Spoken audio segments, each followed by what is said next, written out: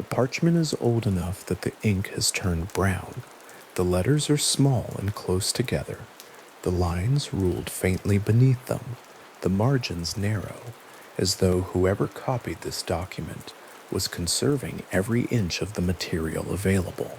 It is written in rhyming couplets, Middle English verse, the language still recognizable in places, gone strange in others, and it runs for several hundred lines without a single illustration, without decoration, without any mark that might indicate the name of the person who set the words down or the place where the copying was done.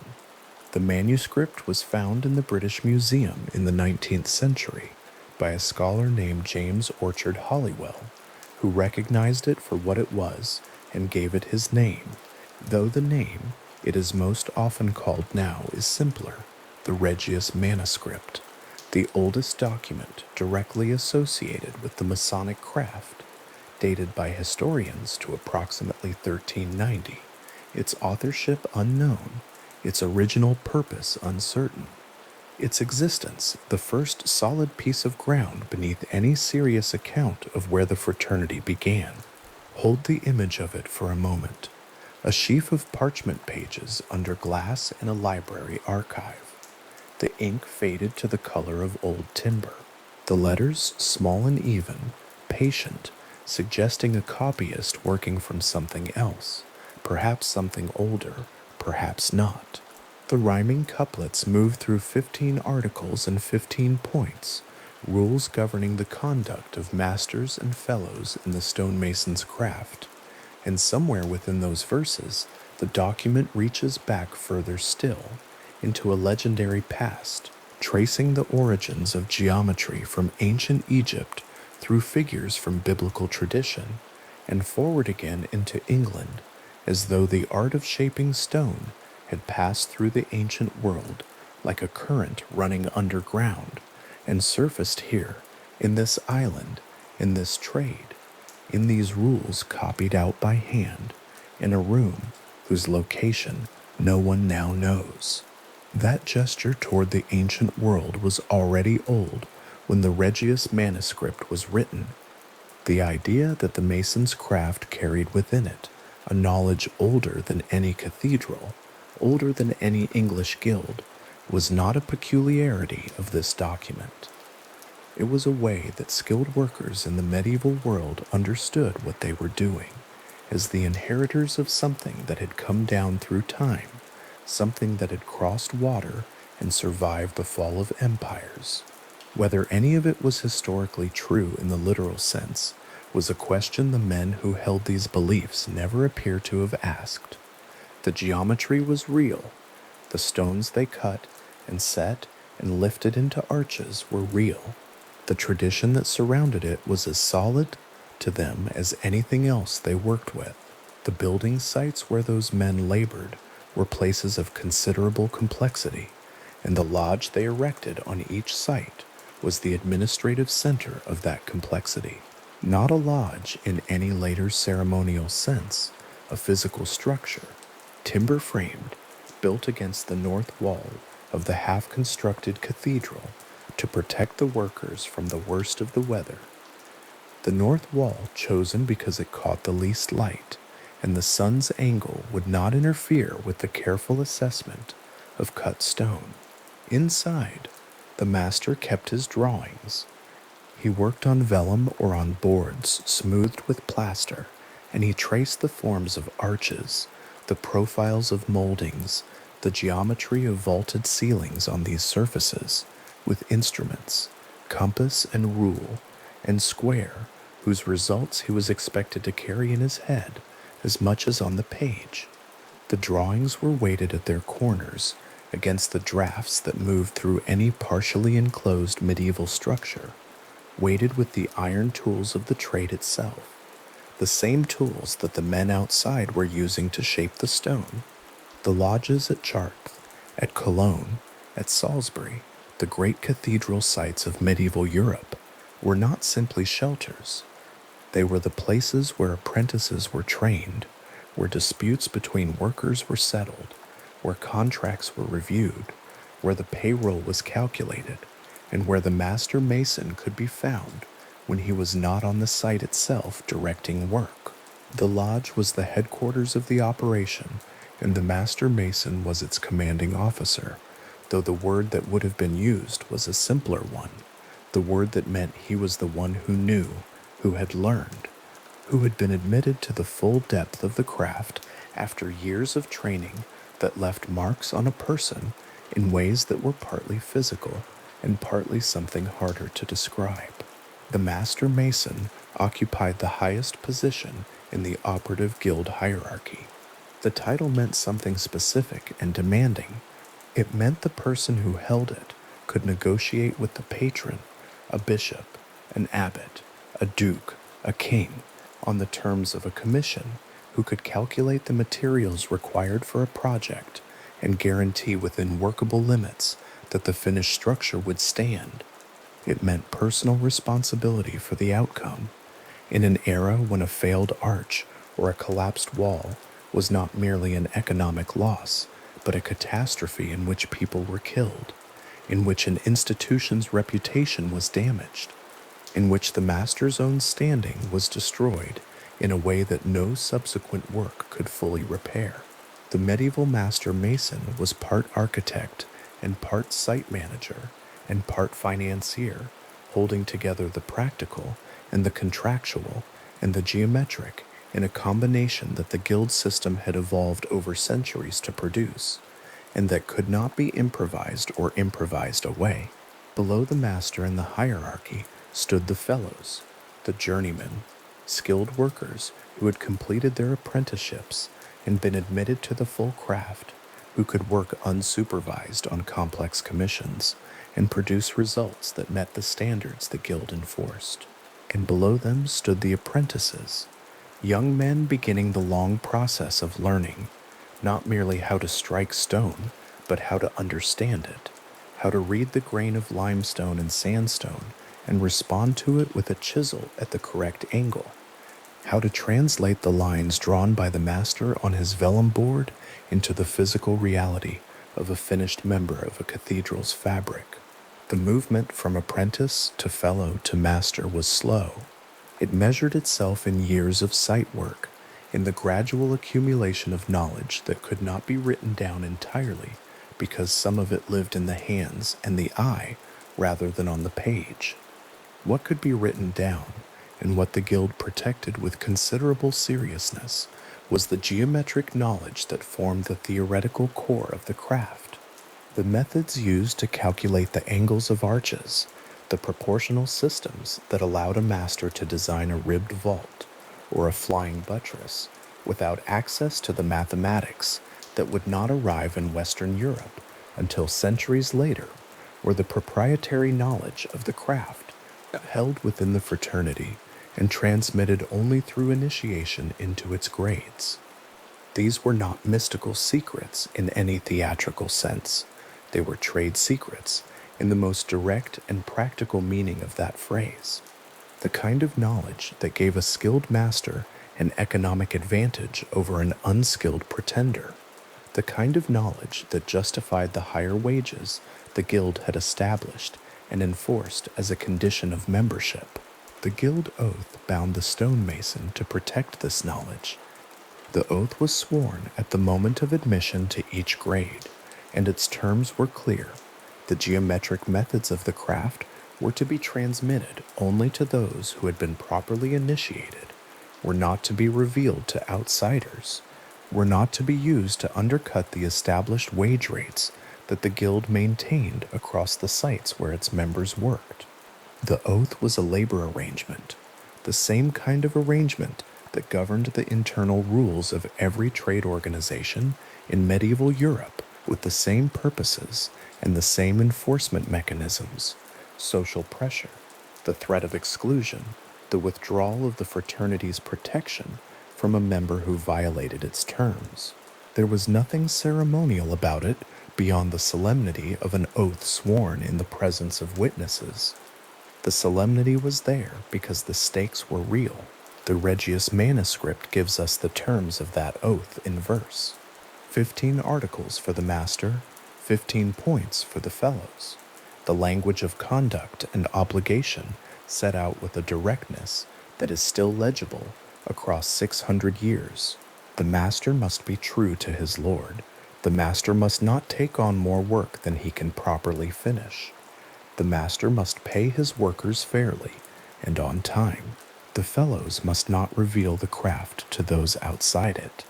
The fellows must not take work away from another mason by undercutting his price. The fellows must come when the master calls them and work while the work is good. The rules are the rules of a working organization concerned with the practical problems of managing skilled labor on large and demanding projects, and they carry across the centuries the texture of a world in which men earned their living by what they could do with their hands and their knowledge, and in which the protection of that knowledge was the foundation of their economic security. Running alongside these practical regulations, the manuscript carries its legendary history, the passage of geometry from Egypt to Greece to Rome to France to England, the names of biblical and ancient figures associated with the art of building, the claim that the Masonic craft was of an antiquity that connected it to the deepest foundations of human civilization. The legendary history did not sit in contradiction with the practical rules. It framed them. It told the man being initiated into the guild that he was not merely learning to cut stone. He was entering a lineage, a transmission of knowledge that had crossed deserts and seas and centuries to reach him, that had survived the destruction of ancient worlds, to arrive in this lodge, on this building site, in his hands and his mind. The practical and the legendary coexisted in the same document because they served each other, because the weight of the ancient story gave the practical rules a dignity they would not have had on their own. The building sites of medieval Europe were populated by men who moved. This is perhaps the single most important practical fact about the operative masonry of the period, the fact that explains more than anything else about the structures of recognition that the craft developed and maintained. A cathedral commission might take a century to complete. The men who laid the foundations would not live to see the nave roofed. Workers moved from site to site as commissions opened and closed, following the work across regional boundaries, sometimes across national ones, journeying between England and France, between the German principalities and the Low Countries, carrying their tools in canvas on their backs, and arriving at unfamiliar lodges where no one knew their name or their history or the quality of their work. The problem this mobility created was practical and immediate. A man arriving at a building site claiming to be a trained mason could not produce a certificate, could not show a license, could not point to a guild hall in another city and say, "Go and verify me there." The verification systems of the medieval world did not work that quickly or across those distances. What the craft developed instead was a system of recognition built from words and gestures and tokens, things that could be carried in the memory and the body rather than on paper, things that could be communicated in the time it took a man to speak to the lodge keeper at the gate of an unfamiliar site and be admitted or turned away. The passwords, signs, and tokens of the operative masonry were not mystical in intention. They were a credentialing system, the medieval equivalent of what a later age would call professional certification, a way of establishing, quickly and without recourse to distant documentation, that a man had been trained to the standard the craft required, that he had been through the grades, that he had taken the oath and could be trusted with the work and with the knowledge the work required. A journeyman arriving at an unfamiliar lodge in winter spoke a word to the lodge keeper. The word was not arbitrary. It was specific to the grade he had been admitted to, and the lodge keeper who heard it knew immediately what it confirmed. Entry was granted. The man was admitted to warmth and wages, and the company of his fellow craftsmen. No one outside the lodge was intended to know what the word was. That was the point. The exclusivity was not a matter of ritual drama or ceremonial theater. It was the mechanism by which the word retained its credentialing value. A word that everyone knew would verify nothing. The secrecy was functional, and it was enforced by the oath. And the oath was sworn because the stakes of the verification were real. An untrained man admitted to a skilled site under false pretenses was an economic and structural risk. The geometry of a cathedral was not forgiving of error, and the errors of an incompetent hand could not always be repaired. The password was the door between the world outside the craft and the world inside it, and the door was kept locked because an unlocked door is not a door at all. The tools with which the operative masons worked were carried from site to site as carefully as the knowledge in their heads. A mason's tools were his livelihood, and a good set of tools, gavel, chisel, square, level, plumb, rule, compasses, represented a significant investment in years of accumulated wear that shaped each instrument to its owner's hand. The tools in a master mason's chest were not identical to the tools in an apprentice's belt. The master's instruments were more numerous, more refined, calibrated against years of practice to produce results of a precision that a novice's tools could not reliably achieve. The square in particular was an object of considerable importance, the instrument by which the accuracy of a cut face was verified, by which the angle of a corner was confirmed, by which the reliability of a piece of stone destined to carry weight was assessed. The square pressed against the face of a freshly cut limestone block is one of the simplest gestures in the history of building. It is also one of the most consequential. The result of that test, the light showing through the gap between the iron and the stone, or not showing, determined whether the stone could go into the wall or must be returned to the banker for further work. The standard was absolute in a way that the social and commercial negotiations of the building site were not. The stone either met the angle or it did not. The square did not negotiate. It confirmed or it refused. And the entire edifice of cathedral construction rested on the accumulation of those confirmations, thousands of them, over decades of work, each one performed by a man who had been trained in a lodge by a master, who had been trained by another master, who had been trained by another master, the knowledge passing hand to hand along a chain that the Regius manuscript was already presenting in 1390 as extending back to the ancient world. The medieval cathedral building site at its height of activity was a place of considerable noise and movement, the sound of iron on stone, of timber being shifted, of men calling to each other across the scaffolding and the half-finished walls. But the lodge itself, built against the north wall, had a different quality.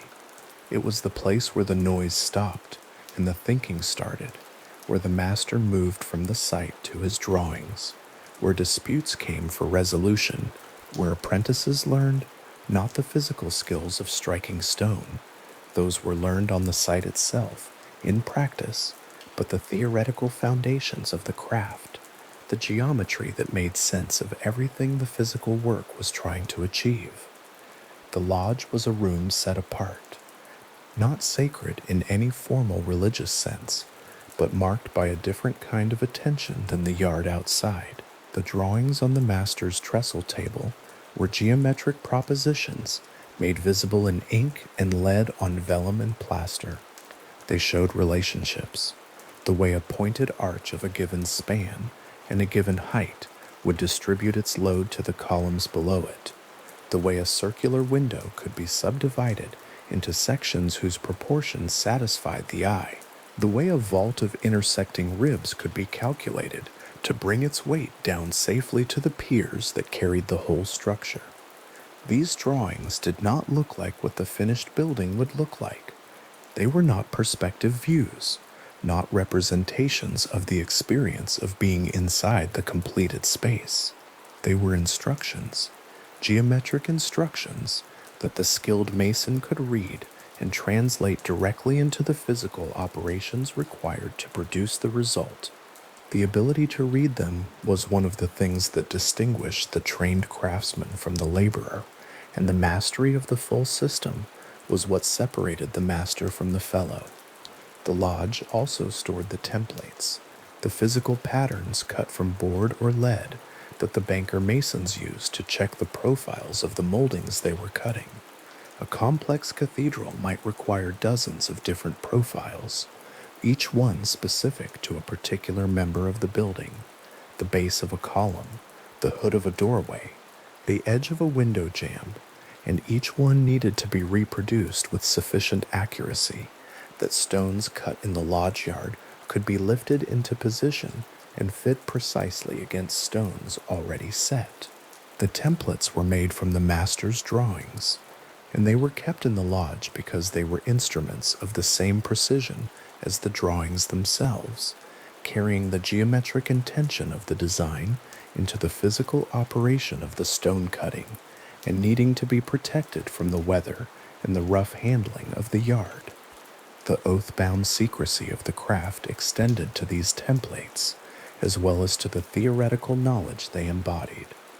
A contractor who could obtain the templates for a commission he had not been awarded could undercut the original master's price by eliminating the design work, presenting himself as capable of producing the same result at lower cost. The protection of the templates was therefore an economic necessity as much as a matter of craft pride, and the lodge's role as a secure storage place for the instruments of the design was inseparable from its role as the center of the lodge's social and contractual life. The physical security of the lodge and the oath-bound confidentiality of its members served the same purpose. They kept the knowledge inside the walls where it belonged. There is something quietly impressive about the system that the operative masonry developed over the centuries of cathedral building in medieval Europe. Not impressive in any dramatic sense. Not impressive because it was secret, or because it carried ancient knowledge, or because it bound men to oaths. Impressive because it worked. The buildings are still standing.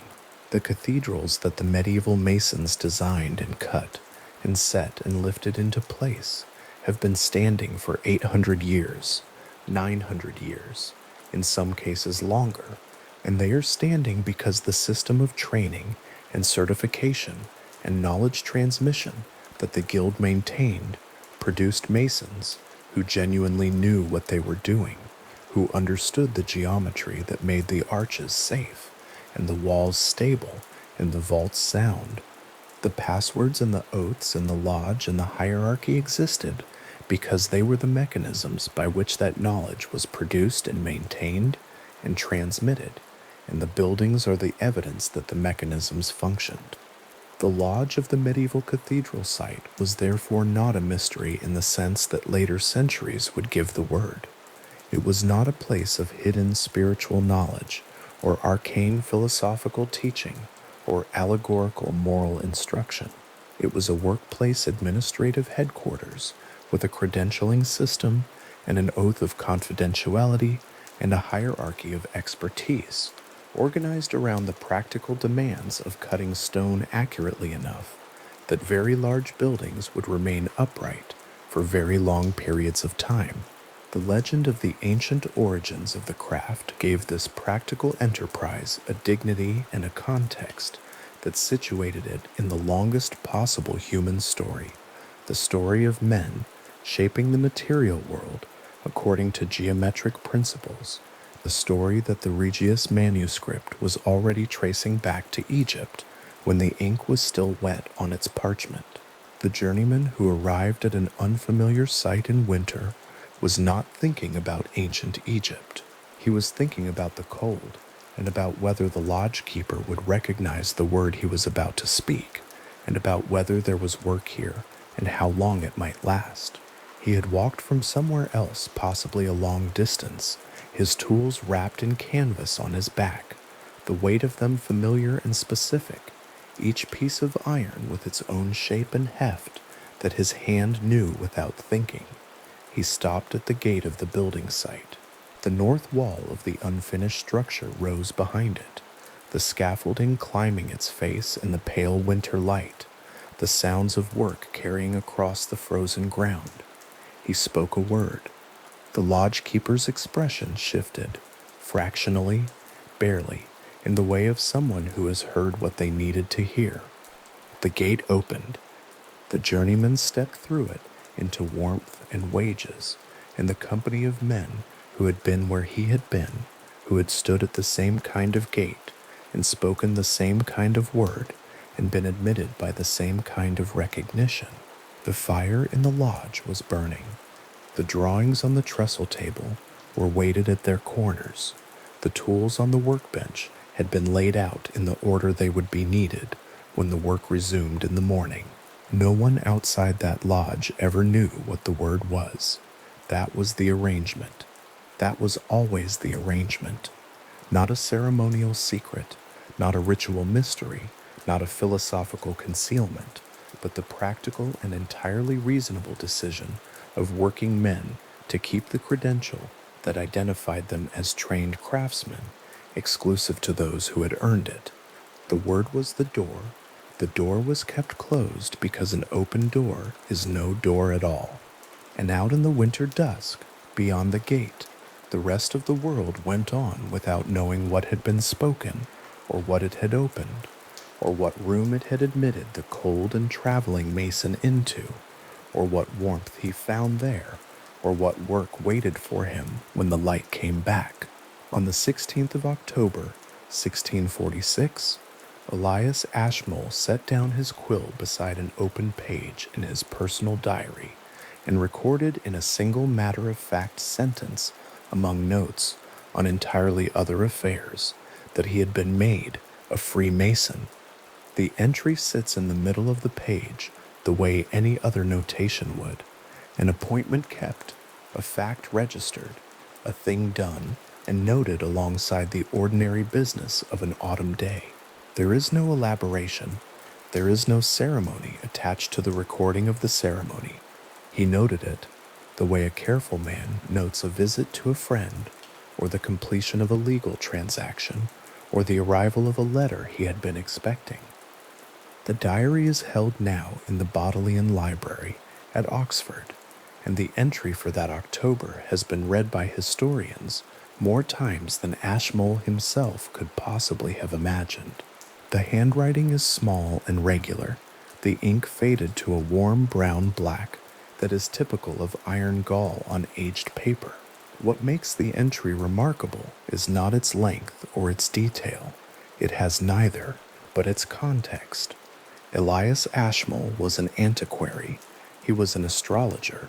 He was a herald, a fellow of the Royal Society, and the man who would go on to found the Ashmolean Museum in Oxford, the first public museum in England, and among the oldest in the world. He had no known connection to the stone trade. He had not cut stone, carried stone, or governed a building site at any point in his recorded life. The lodge at Warrington, Lancashire, where his initiation took place, was not a gathering of working craftsmen managing a construction project. It was a gathering of something else, something that had inherited the form of the operative masons' meeting and was quietly making it into something new. This is where the change becomes visible in the record, not in a dramatic proclamation, not in a founding document that announced a new kind of institution, but in a single diary entry, in a man's careful handwriting, noting that he had been received into a lodge whose membership had no particular reason to be there except that they wanted to be. The lodge at Warrington on that October day included Ashmole's father-in-law and a small group of local men. None of them, as far as surviving records allow the question to be answered, were operative masons. None of them had a trade secret worth protecting. None of them were traveling journeymen in need of passwords to gain entry to a new building site, and yet the form held, the ceremony was conducted, the words were spoken, the obligations taken, the entry made in the diary with the same quiet brevity with which a man might record attending a church service or dining with a neighbor. It had happened. It was real. It had simply become, without announcement, something different from what it had originally been. The transformation was not, in the record, abrupt. It accumulated. The Lodge of Edinburgh, formerly known as Mary's Chapel, had been keeping records since the late 16th century, and those records tell a story of gradual drift, rather than sudden invention. The Lodge's minute books still held in Edinburgh, among the oldest continuous Masonic records anywhere in existence, show entries for men with no discernible connection to the stone trade, appearing in the early decades of the 17th century. The entries sit in the register without comment, without special designation, without any indication that their presence represented something unusual. A name appears, an occupation is noted or omitted. The record moves on to the next page. What the register preserves, across its careful handwritten entries, is not the moment of change, but the evidence that the change was already occurring before anyone thought to remark upon it. Accepted members, as they came to be called, men accepted into the lodge without the operative credential the fraternity had originally been built around, were simply there, listed alongside craftsmen, their presence normalized by the absence of any rule against it. The word accepted carries its own quiet history. In the operative tradition, a Mason was made. He served an apprenticeship. He demonstrated his skill. He passed the judgment of a master who examined his work and vouched for his competence. His admission to the fraternity was the result of something he had built with his hands. The accepted member had passed no such examination, built no such proof of skill. He had been accepted, received into a body that judged him fit by some other standard, which the records do not always make explicit. Social standing, most likely, intellectual sympathy with the lodge's purposes, curiosity about the ceremonies, the friendship of a member willing to propose him. The reasons were probably as various as the men themselves. What they shared was the absence of the original credential, and the fact that no one seems, in these early decades, to have considered this a reason to refuse them. Scotland produced not only the earliest records of this change, but also its earliest administrator. William Shaw was appointed Master of Work and Warden General of the Scottish Masons by King James VI in 1583, and the task he was given was one of consolidation, bringing the scattered independent lodges of Scotland into something like a coherent system governed by shared rules. He issued statutes in 1598 and again in 1599, documents that survive and can still be read. They are written in formal Scots legal language, bearing a wax seal folded on heavy paper, the text specifying in detail how lodges were to be administered. Lodges were required to maintain written records of their members. Tests of competence were mandated. The hierarchy of the craft was reinforced in writing. These were practical administrative measures, the kind of thing a responsible appointed official produces when he finds an institution operating without coordination. But among the specific requirements, the Shaw statutes referenced obligations to preserve what they called the art of memory. The art of memory is not a phrase that belongs, in any obvious sense, to the vocabulary of a building trade.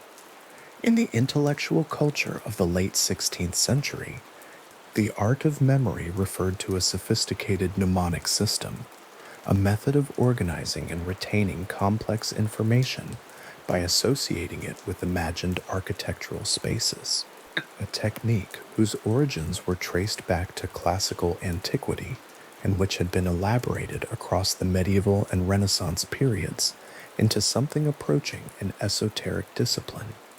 Francis Yates, the 20th century historian whose work brought the art of memory back into scholarly attention, identified its presence in the Shaw Statutes as evidence of the early Scottish lodges' engagement with a broader intellectual tradition that went well beyond the technical requirements of stone cutting. Whether Shaw himself understood the phrase in that broad sense, or whether he intended something more straightforwardly practical, the record does not confirm. What the statutes establish is that by 1598, the official governing documents of Scottish Masonry contained language that pointed, at minimum ambiguously, in two directions at once, toward the practical requirements of the craft and toward something less easily bounded. The statutes were handwritten on folded paper and sealed with wax, and they were sent to lodges that may or may not have read them with the attention Shaw intended. The history of institutional governance is partly the history of documents that specify what should happen and cannot fully account for what does. What did happen across the first half of the 17th century is a matter of documentary inference rather than direct observation. The lodge meetings of that period were not usually recorded in the kind of detail that would allow a later historian to say with certainty what was discussed, what was intended, or how the admitted gentlemen and scholars understood their own participation. What survives is the evidence of the membership, the names in the registers, the occasional diary entry, the passing reference in a letter or a will. The picture assembled from these fragments is of a gradual widening of the fraternity's social composition, a slow opening of a door that had originally been designed for craftsmen to admit men who brought with them different educations, different preoccupations, and different reasons for being interested in a society that met in private, conducted ceremonies, and bound its members to silence. Elias Ashmel's interests were typical of the kind of man who found this attractive. Ashmole was deeply engaged with what the 17th century called natural philosophy, the precursor to what a later age would call science, and he was simultaneously engaged with the older knowledge systems that natural philosophy was beginning to displace: astrology, Hermeticism, alchemy, the various traditions of correspondence and sympathy that understood the natural world as a system of hidden connections waiting to be read by those with sufficient learning. He was not unusual in combining these interests in the 1640s. The boundaries between what would become science and what would become occultism had not yet been drawn with any firmness, and men of Ashmole's generation moved across them without self-consciousness. What the lodge offered to a man with such interests is at this distance a matter of inference, ceremony, brotherhood, a shared vocabulary of symbols derived from architecture and geometry, an obligation of secrecy that formalized the bond between members. These were not trivial attractions for a man who spent his life collecting, cataloging, and preserving things that others had overlooked. The diary records that he attended a lodge communication years later, in 1682, in London, when he was already an old man. He noted the names of those present, listed them with care, and noted the occasion. The entry is as matter-of-fact as the one he had made 36 years before. If the fraternity had, in those decades, become something significantly different from what it had been when he was initiated, the diary does not remark upon it. He had watched the transformation from inside it, and whatever he made of the change, he kept it to himself, which was, in a sense, entirely consistent with the obligation he had taken. By the early decades of the 18th century, the pace of what had been a slow drift began, in London at least, to quicken. The city in that period was dense with associational culture, coffee houses sustained the flow of news, political argument, and commercial exchange, clubs formed around intellectual interests, literary pursuits, political affiliations, and trades. Men gathered in hired rooms to eat, drink, debate, and conduct whatever business the particular association existed to conduct. The lodge fit naturally into this world. It was a club with a ceremony, a brotherhood with a vocabulary, a membership organization whose specific character was shaped by the tradition it had inherited rather than by anything its early 18th century members had themselves invented. The 4 London lodges that convened at the Goose and Gridiron Ale House in 1717 were not establishing Freemasonry from nothing. They were creating an administrative structure, a Grand Lodge, to govern something that was already there. The Goose and Gridiron stood in the churchyard of St. Paul's Cathedral, an unremarkable alehouse in an unremarkable location that happened to be convenient for the members of 4 lodges who agreed to meet there on the feast day of St. John the Baptist, the 24th of June, 17. The interior, as it would have appeared on that summer evening, would have been low-ceilinged, warmed by candles and iron holders, the tables close together, in a room that smelled of tallow and wood smoke, and the particular stillness of a city drinking room in any century. The 4 groups of men who arrived that evening were predominantly gentlemen, tradesmen, professionals, men of modest means, and in some cases considerable learning, but not, as far as the records allow, the membership to be established, working stonemasons in any operative sense. They came together from their separate tables, as the account of the evening records, and they elected a Grand Master. The man they chose was Anthony Sayer. He was a gentleman, as the records describe him, though the precise nature of his circumstances in 17 is not entirely clear, and some later accounts suggest that his financial situation in the years following his Grand Mastership was precarious. He had no documented connection to the stone trade. He was not a builder, not an architect, not a craftsman of any kind that the records identify. He was a Freemason who was present on the evening and was judged suitable for the office, and he was elected, and his name was entered into the record, and the premier Grand Lodge of England came into formal existence around him. The ceremony of his installation was conducted. The meeting was held in a room that was rented for the occasion and then vacated when the evening ended. There was no permanent building, no permanent staff, no permanent anything except the decision itself and the written record of it. It was a quiet beginning for something that would eventually become very large. The formation of the Grand Lodge changed the fraternity's relationship to its own history. When the 4 London lodges came together to form a governing body, they created an institution that needed a past, a narrative of origins sufficient to explain and legitimate what was being done and why.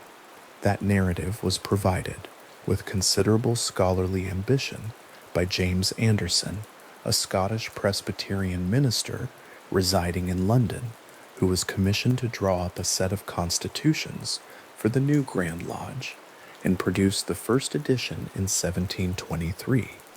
Anderson's constitutions trace the history of the craft from its origins in ancient geometry, through Adam, through the great figures of the Old Testament, through the classical world, through the medieval guilds, to the present moment of the Grand Lodge's formation. The history was, by the standards of modern scholarship, a work of creative reconstruction rather than documentation, assembling a lineage for the fraternity out of legendary and historical materials whose connection to one another Anderson treated as given rather than demonstrated. The constitutions are a large octavo volume, well printed for the period, the pages slightly foxed at the edges in the surviving copies that can be examined today. They contain the rules by which lodges were to be governed, the forms of the ceremonies, and the historical narrative Anderson provided, a narrative that would shape how Freemasons understood their own origins for generations to come. The book also contains, in its first edition, an engraved frontispiece showing the Duke of Montagu, the second Grand Master, passing the constitutions to his successor, with a lodge of Masons visible in the background. The iconography of a tradition presenting itself as established and authoritative, already settled into its own dignity. The three grades that the operative tradition had used as practical categories, apprentice, journeyman, master, were in this period converted into the ceremonial stages that remain in use today. The entered apprentice, the fellow craft, and the master mason. These three degrees became the foundation on which speculative Freemasonry was built. The tools that an operative mason had used for their original purposes, to cut stone, to measure angles, to verify the level of a wall, were carried into the new ceremonial context and given interpretive meanings. The gavel, which had shaped stone in the quarry and on the site, was described as a symbol of the force by which conscience shapes moral character, trimming away what is rough and irregular in the self. The square, which had tested the accuracy of cut stone against the true right angle, became a symbol of moral rectitude, of fair dealing, of the standard by which actions are judged in relation to an ideal. The compasses, which had traced the arcs and curves required in architectural drawing, were reinterpreted as a symbol of wisdom and boundary, the capacity to circumscribe desire within the limits that duty and reason require. The objects themselves were not changed. They remained recognizable tools carried in the regalia of the lodge, placed on the altar in the traditional configuration. What changed was the frame through which they were seen, the way a member was taught to understand what he was looking at. The gavel in an operative lodge was a gavel. The gavel in a speculative lodge was a gavel that was also a metaphor. The form was preserved exactly. The content was gently and thoroughly transformed into this double nature. The concrete object held within an abstract interpretation became one of the fraternity's most characteristic features, and one of the qualities that made it appealing to men whose education had prepared them to think in symbols. The Enlightenment world in which the Premier Grand Lodge formed was one in which symbolic systems were taken seriously, in which the design of a garden, the arrangement of a library, the iconographic program of a public building were all understood to carry meaning that could be read by an educated observer. The lodge offered a symbolic system that was both portable and exclusive. Its meanings were available to members who had been through the degrees and opaque to those who had not. In a culture that valued learning as a form of distinction, this combination of accessibility and restriction had considerable appeal. The appeal extended across social ranks, though the precise social composition of early 18th century lodges varied considerably from one meeting to the next. Some lodges in London in the 1720s and 1730s were predominantly artisan, the craftsmen, the tradesmen, the small shopkeepers who formed the social backbone of the city's working life. Others drew from the professional classes, the lawyers and physicians and clergymen who constituted the educated middle strata. Others admitted aristocrats, military officers, men of title and property. The Grand Lodge itself worked to establish relationships with the nobility, and the succession of Grand Masters from its earliest decades included figures of considerable social distinction: the Duke of Montagu, the Duke of Richmond, the Earl of Dalkeith. The fraternity was not a leveling institution in any radical sense. It was an institution in which, within the specific context of the lodge room, a particular kind of equality was asserted, that men met on the level, regardless of their rank outside the door, and that within the ceremony, the degree they held in the fraternity mattered more than the title they held in the world. How deeply this principle was felt, and how far it extended beyond the walls of the lodge room, was a matter for individual lodges and individual men to work out for themselves. The records of early lodges in London and its surroundings, many of which survive in the collections now held at Freemasons Hall, show the ordinary texture of the fraternity's social life. Minutes of meetings, lists of members admitted, accounts of fees collected, and expenses paid, the occasional record of a disciplinary matter, the notes of a lodge that welcomed a visitor from another lodge and offered him the hospitality of the evening. The lodge was, in these records, primarily a social institution with a ceremonial dimension. Men came together, conducted the business of the lodge, conferred degrees on candidates who had been proposed and accepted, and then ate and drank together and went home. The ceremony was important. It was the thing that distinguished the lodge from any other club, the thing that made membership mean something, but the sociability around it was also important, and the two things reinforced each other in a way that kept men coming back. The transformation from operative to speculative masonry was not a break, it was a reinterpretation. The form was preserved so faithfully, the objects and the vocabulary maintained with such care, that the continuity between the two traditions was never in question among those inside the fraternity. The story they told about themselves was one of unbroken descent, from the building of Solomon's Temple, through the medieval cathedral lodges, through the first Grand Lodge of 1717, to the lodge meeting that was happening in whatever room the member happened to be sitting in. The operative craftsman had become in this story not the origin of something that was later abandoned, but the root of something that had grown into a larger form. The geometry of the building site expanded into the geometry of the moral life. The tools of the mason's trade refined into instruments of self-knowledge and ethical instruction. Whether the operative masons of the 14th and 15th centuries would have recognized what their tradition had become is a question the record cannot answer. What it can answer, at least in part, is when the new form declared itself publicly. The year 1717 is the conventional date, and it is a real date. The meeting at the Goose and Gridiron was a real meeting. Anthony Sayers' election was a real election.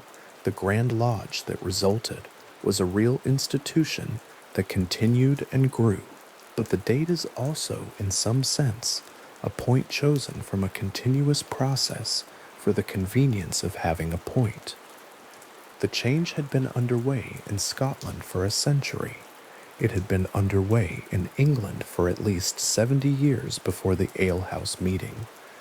The formation of the Grand Lodge did not create speculative Freemasonry.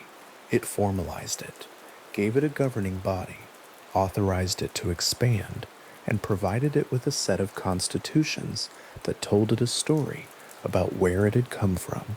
The story was partly legendary and partly historical, and the difficulty of separating those two elements was one that Anderson's constitutions did not resolve and did not particularly try to resolve.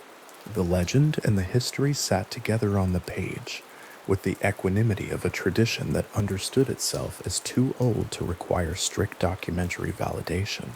What mattered was that the fraternity had a lineage, one that ran back to the foundational acts of human civilization, to the building of temples and cathedrals, to the men who had mastered the geometry of load and span and arc. Whether any particular link in that chain could be proven to a historian's satisfaction was, from inside the tradition, not the point. The point was that the chain existed, that it had been passed down, and that the men sitting in the lodge room on any given evening were its current inheritors. By the 1730s, the fraternity was spreading with a momentum that no single governing body had fully intended or entirely controlled. Lodges were being warranted in Ireland, in Scotland, in the American colonies, in France, in the Caribbean, in the outposts of British commercial and military activity that were appearing across the Atlantic world. Each warrant was a document, heavy paper bearing a seal, folded in thirds and carried to its destination by a member willing to take it there. Each warrant authorized the men named in it to open a lodge, confer degrees, and receive candidates who wished to be made Freemasons. The network that resulted was not exactly organized in any modern sense. It was organic, improvised, shaped by the movements of people and the availability of interested men. A regiment posted to a foreign garrison carried its lodge with it. A merchant settled in a colonial city established a lodge among the men of his acquaintance. A traveling member arrived at an unfamiliar town with his certificate in his luggage and sought out the local lodge as naturally as he might seek out a church. The fraternity's capacity to recognize its own members across these distances, strangers who could identify themselves by the grip, the word, the sign that their degree entitled them to use, was one of the things that made expansion both natural and self-sustaining. A man who had been made a Freemason in London could present himself at a lodge in Philadelphia or Kingston or Marseille, and, if the recognition held, be received as a brother. The world was smaller for a Freemason than it was for a non-Mason, in the sense that the lodge provided, wherever it existed, an immediate social context, a body of men who were obligated to treat the visiting member with a particular kind of consideration. The operative tradition's traveling journeyman, who had carried passwords and recognition signs across medieval building sites to gain access to employment and hospitality, had become, in the speculative tradition, a gentleman traveling across the Atlantic world with a certificate and a memory of words spoken in a lodge room on the other side of an ocean. The form, again, had held. The social world it expressed had changed entirely, and the men who carried the tradition across those new distances were doing so for reasons that had nothing to do with building sites or guild wages. They were doing it because they had been initiated into something that gave them a shared language, a shared set of references, a shared expectation of mutual regard, and because that language, in a world of long distances and uncertain strangers, was genuinely useful. The fraternity spread because it worked. It worked because the form it had inherited, the ceremony, the degree, the obligation, the recognition, was robust enough to function across different social contexts, different nations, different languages, different political circumstances. The medieval guilds' practical solutions had produced, in their speculative reinterpretation, something surprisingly portable. In the early years of the Grand Lodge, the fraternity's ceremonies were not entirely uniform across the lodges operating under its authority. Each lodge had developed its own version of the ritual, its own local variations, its own interpretation of the degrees. The Grand Lodge's authority to standardize these variations was contested, and the attempt to impose a uniform form on an institution that had grown from diverse and locally rooted practices produced, as it often does, a degree of resistance. The tensions that resulted from this process would eventually produce a formal split within English Freemasonry, the rival Grand Lodge established in 1751 by a group of lodges who believed the moderns, as they called them, had corrupted the authentic form of the craft. But those tensions lay in the future, and their resolution in the Articles of Union of 1813 lay further still. In the early decades of the century, the premier Grand Lodge was still consolidating, still extending its reach, still working out what it was. What it was or was becoming can be seen in an object rather than in a document. The Masonic apron, as it existed in the speculative lodge of the early 18th century, was a plain white rectangle of lambskin, its strings neatly folded, its surface undecorated. The lodge ritual described it in elevated language, more ancient than the golden fleece or Roman eagle, more honorable than the star and garter, connecting it to the most prestigious orders of chivalry in the European tradition, while insisting on its own superior antiquity. The apron had entered the lodge from the operative tradition, where it had served as a practical garment, a heavy leather cover worn to protect the body from the rough edges and flying chips of stone cutting. In the speculative lodge, the leather was replaced by lambskin, the practical protection abandoned in favor of the symbolic significance of white purity, the blank page of the initiate's moral life yet to be written. The plain white apron given to an entered apprentice on the night of his initiation was the same object that had caught stone dust in a cathedral yard, and it was also something entirely different. It was an inheritance preserved in a new form, the physical memory of a trade carried into a world that no longer required the trade, but had found, in its forms and its objects, something worth keeping. The apron on the altar of a newly formed speculative lodge in early 18th century London connected that evening to centuries of working men and working sites and practical knowledge passed in confidence from master to apprentice in the shelter of a lodge built against the north wall of a half-finished cathedral. The men who wore it in 1717 had not built cathedrals. They had built, perhaps, a different kind of structure, one whose materials were ceremony and symbol and the obligation of mutual regard, whose architecture existed in the shared interior life of the fraternity, rather than in stone or mortar. The apron lay on the altar, white and still, the strings folded under it. Outside the alehouse, the churchyard of St. Paul's was quiet in the summer evening, the great dome completed only a few years before.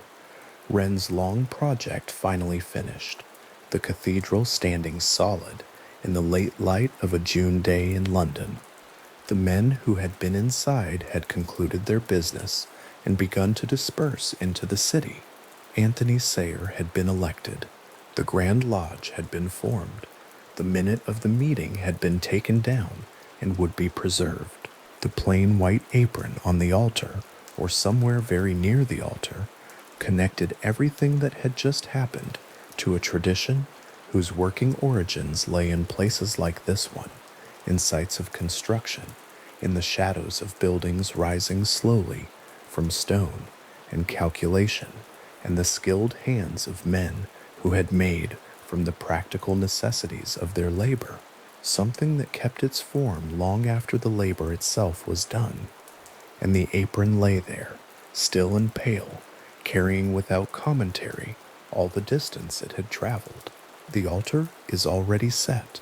The candles have been lit at each of the 3 officers' stations, and the light they cast is the particular low gold of flame in a room with no windows. The volume of the sacred law lies open at the center of the altar, its pages parted to a passage that has been chosen with some care.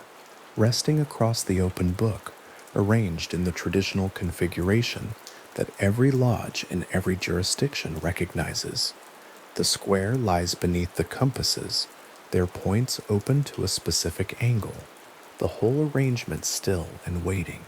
The room is empty now. The ceremony has not yet begun. This is where the interior world of the lodge begins, not in the documents filed with Grand Lodge, not in the histories written about it from the outside, but here, in this specific room, with these specific objects arranged on this specific altar, and the silence of a space that has been prepared for something old and carefully rehearsed. The ritual performed in this room is not secret in the way that phrase is commonly understood. Much of what happens in a Masonic lodge has been written down and published, analyzed and described, set out in degree manuals, and exposed in pamphlets going back to the 18th century. What the ritual does is not easily conveyed in description, because what it does is theatrical. It is something experienced in a particular order, in a particular space, in the company of men who have been through it themselves. Reading the stage directions is not the same as standing in the room when the candles are the only light and the words are being spoken for the first time. The third degree ceremony is the one that sits at the center. It is the degree that makes a master mason. The first degree, conferred on an entered apprentice, is an initiation into the fraternity, a moment of threshold, of entering. The second degree, the fellow craft, carries the candidate further, introduces the symbolic grammar of the lodge in more detail, connects the tools of the stonemason's trade to the architecture of a moral life. But the third degree is different. It asks for something more, and what it gives in return is the oldest thing the lodge has to offer. The degree enacts an allegory. At its center is a figure called Hiram Abiff. In Masonic tradition, Hiram Abiff is described as the chief architect of Solomon's temple, the master builder brought from the city of Tyre to oversee the construction of the great edifice that the biblical King Solomon ordered built in Jerusalem. The figure draws on brief references in the Old Testament, but in the Masonic ritual, the character is developed far beyond those scriptural mentions into something more elaborate and more specific. Hiram Abiff, in the lodge tradition, is not merely a skilled craftsman. He is the keeper of a word, the master's word, the highest secret of the craft, which he holds in trust, and which he has sworn never to reveal except under conditions that have not yet been met. According to the legend as the lodge tells it, 3 craftsmen approach Hiram Abiff at separate gates of the temple and demand the master's word. They are fellow crafts, men of the second degree who have not yet been raised to the full knowledge of a master mason. Each one threatens Hiram with the tool he carries. Each time Hiram refuses. He will not betray the word. He will not give it under compulsion. And each time he refuses, the craftsman strikes him until the third blow, dealt at the east gate of the temple, kills him. The body of Hiram Abiff is concealed. A search is mounted by the other craftsmen, directed by Solomon himself. The body is found buried beneath a sprig of acacia on a hillside outside the temple precincts. And when the body is found and the attempt is made to raise it from the grave, the grip that is tried first fails, and the second grip fails, and it is only with a particular grip, the one that will become known as the lion's paw, that the master's body is raised. The candidate in the third degree ceremony enacts the role of Hiram Abiff. The sequence is performed, not described, not read aloud and explained, but performed with the candidate present and participating. He is brought symbolically to the point of death. He is lowered. He is raised. The worshipful master of the lodge takes him by the grip that the legend associates with resurrection and lifts him from the ground with the words that mark the raising of a master mason.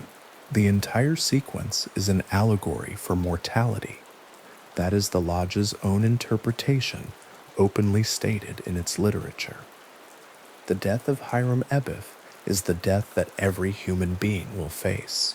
The search for the body is the search every human life conducts for meaning, for continuity, for some assurance that what has been built will last beyond the builder.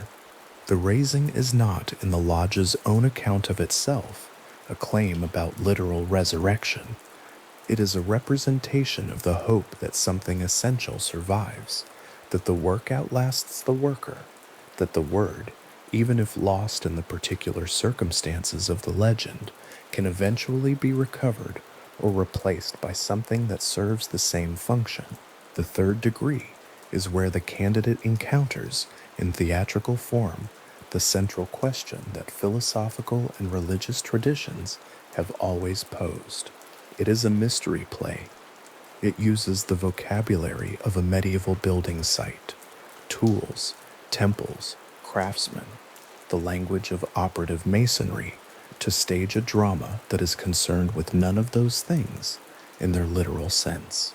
What the lodge found at some point in the 17th or 18th century was that the vocabulary of the stonemason's trade was extraordinarily well suited to the purpose. A level measures equality, a plumb line measures uprightness, a square measures rectitude. The compasses which measure and bound a circle can measure and bound the life of a man. The tools were already there, and their meanings extended so naturally into the moral and philosophical register that the extension seems, in retrospect, almost inevitable. The square and compasses together constitute the most widely recognized symbol in the fraternity's visual vocabulary, depicted everywhere that Freemasonry declares itself: on lodge buildings, on aprons, on the printed covers of degree manuals, on the collar jewels of officers, on the ring that a member might wear on his right hand for 50 years. The two instruments are most often shown overlapping, with the square below and the compasses above, and very frequently with a single letter at the center of the configuration. The letter is G. The lodge provides two interpretations of it and offers them both without choosing firmly between them. The first is geometry, the foundational science of the operative mason's trade, the discipline that governs angles and arches and the ratio of weight to bearing surface, the knowledge that the medieval guild protected as proprietary and transmitted under oath to initiated members. The second is God, or, in the language the lodge most consistently uses, the grand architect of the universe, a phrase that carries the same architectural metaphor into the theological register, positing a supreme being whose relationship to the cosmos is analogous to that of an architect to a building. The letter sits between these two meanings and does not resolve them. That tension between the geometric and the theological, between the practical and the metaphysical, is present in the lodge's symbolism from its earliest speculative period, and the lodge has never formally closed it. Freemasonry requires of its members a belief in a supreme being. The specific nature of that supreme being is not prescribed. The lodge does not enforce a particular theology. What it requires is that the volume of the sacred law be open on the altar throughout the proceedings of every regular lodge, not as a denominational test, but as a visible acknowledgement that the fraternity's proceedings take place under the authority of something beyond the room. In most English and American lodges, the volume of the sacred law has historically been the Christian Bible. In lodges whose membership includes men of other faiths, the Koran, the Torah, the Vedas, and other texts have been placed on the altar or opened alongside the Bible. The requirement is for the volume's presence, not for its specific contents. This principle was tested formally in 1877, when the Grand Orient de France, the governing body of French Freemasonry, voted to remove the obligation to have a volume of the sacred law open on the altar and to remove the requirement that candidates believe in a supreme being. The Grand Orient's position was that Freemasonry was fundamentally a philosophical and rational fraternity, and that requiring a theological declaration was incompatible with its commitment to the freedom of conscience. The United Grand Lodge of England responded by withdrawing recognition from the Grand Orient de France, a break that has never been formally healed and that continues to divide mainstream Anglo-American Freemasonry from the French tradition to this day. The two traditions have developed in parallel ever since, conducting essentially the same ceremonies with the same symbolic tools and maintaining separate and largely non-communicating institutional lives. The division is worth holding in mind when considering what kind of institution the lodge actually is. It is not a church, but it requires a theological commitment. It is not a philosophy society, but it uses philosophy in its ceremonies. It is not a fraternal club in the ordinary sense, but fraternity is one of its central stated purposes. These categories do not resolve neatly into one another, and the lodge has never required them to. Every regular Masonic lodge is governed by a set of officers, each of whom occupies a specific station in the room and wears the regalia appropriate to that station. The worshipful master sits in the east, the direction from which light comes, in the symbolic geography of the lodge room, elevated on a low dais, wearing the square as his jewel of office on a collar around his neck. He presides over the lodge's proceedings, confers degrees, and closes the lodge at the end of the evening. The senior warden sits in the west, wearing the level as his jewel. The junior warden sits in the south, wearing the plum. These three stations and their three instruments are a direct inheritance from the operative tradition, the master directing the work, the senior warden overseeing the men at their labors, the junior warden calling the craftsmen to and from refreshment at midday. What were once administrative roles on a building site have become the governing structure of a ceremonial room. The collar jewels of each office are small, precise objects. The worshipful master's square is typically silver, suspended on a dark ribbon, and it is the kind of object that accumulates a particular quality of age without deteriorating, worn smooth at the corners, slightly tarnished at the edges, the kind of tarnishing that comes not from neglect, but from the warmth of many hands that have placed it around many necks on many evenings in lodges across many decades. Some of these jewels are very old. A lodge that has been meeting continuously since the 18th century may have a set of officers' jewels whose provenance traces back to its founding, each one passed from worshipful master to worshipful master at the installation ceremony every year. The Masonic apron is the oldest item in the lodge's physical vocabulary. It is older than the collar jewels, older than the formal degree structure, older than the Grand Lodge itself. In the operative tradition, the leather apron was the working garment of the stonemason, worn to protect clothing from stone dust and grit, worn by apprentices and journeymen and masters alike, differing from one grade to the next in how it was folded and worn, but present at every level of the trade. When the fraternity transitioned into its speculative form, the apron came with it. It did not need to be invented or adapted. It was simply retained, and the meanings it had carried in the craft context were gradually extended into the symbolic register. The lodge ritual describes the apron in terms that its members are expected to find moving. It is called, in the formal language of the degree ceremony, more ancient than the golden fleece or Roman eagle, more honorable than the star and garter. These are references to the great chivalric and monarchical orders of Europe, the most prestigious fraternities the 18th century world had produced. The claim the lodge makes is that its plain white lambskin apron outranks all of them, not in social prestige, but in antiquity and in the moral significance of what it represents. The lambskin is white, because white in the lodge's symbolic system signifies purity. An entered apprentice receives a plain white apron, undecorated, unembellished, the simplest possible version of the object. As a member progresses through degrees and takes on lodge offices, the apron acquires colored borders, embroidered symbols, and embellishments that mark his advancement.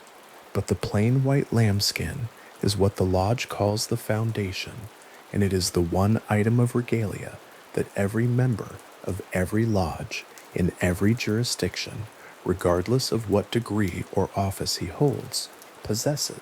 A master mason's apron that has been worn for decades acquires a specific character that a new apron does not have. The lambskin softens and thins at the edges, The white fades slightly, the blue borders, the pale blue that is the color of mainstream English and American Freemasonry, lose some of their brightness. The embroidered square and compasses at the center become less distinct, the threads settling into the fabric. An apron in this condition is not deteriorating in any way that would cause a lodge member to replace it. It is simply old. It has been worn. The object and its use have found each other over a long enough period that they have become continuous. The lodge room itself is organized as a symbolic space. The floor of a traditional lodge room is laid in a black and white checkered pattern, a design that appears in lodge iconography from at least the early 18th century, in which the lodge interprets as a symbol of the duality present in human experience, light and dark, order and disorder, the alternating conditions through which a moral life must navigate. The altar sits at the center of this floor, and when the lodge is in session, the three great lights, the volume of the sacred law, the square, and the compasses are arranged on it in the configuration that marks the lodge as open and working. The ceiling of a traditional lodge room is often painted or decorated to represent the sky, sometimes a plain blue, sometimes with stars, sometimes with the specific configuration of stars associated with the lodge's particular degrees.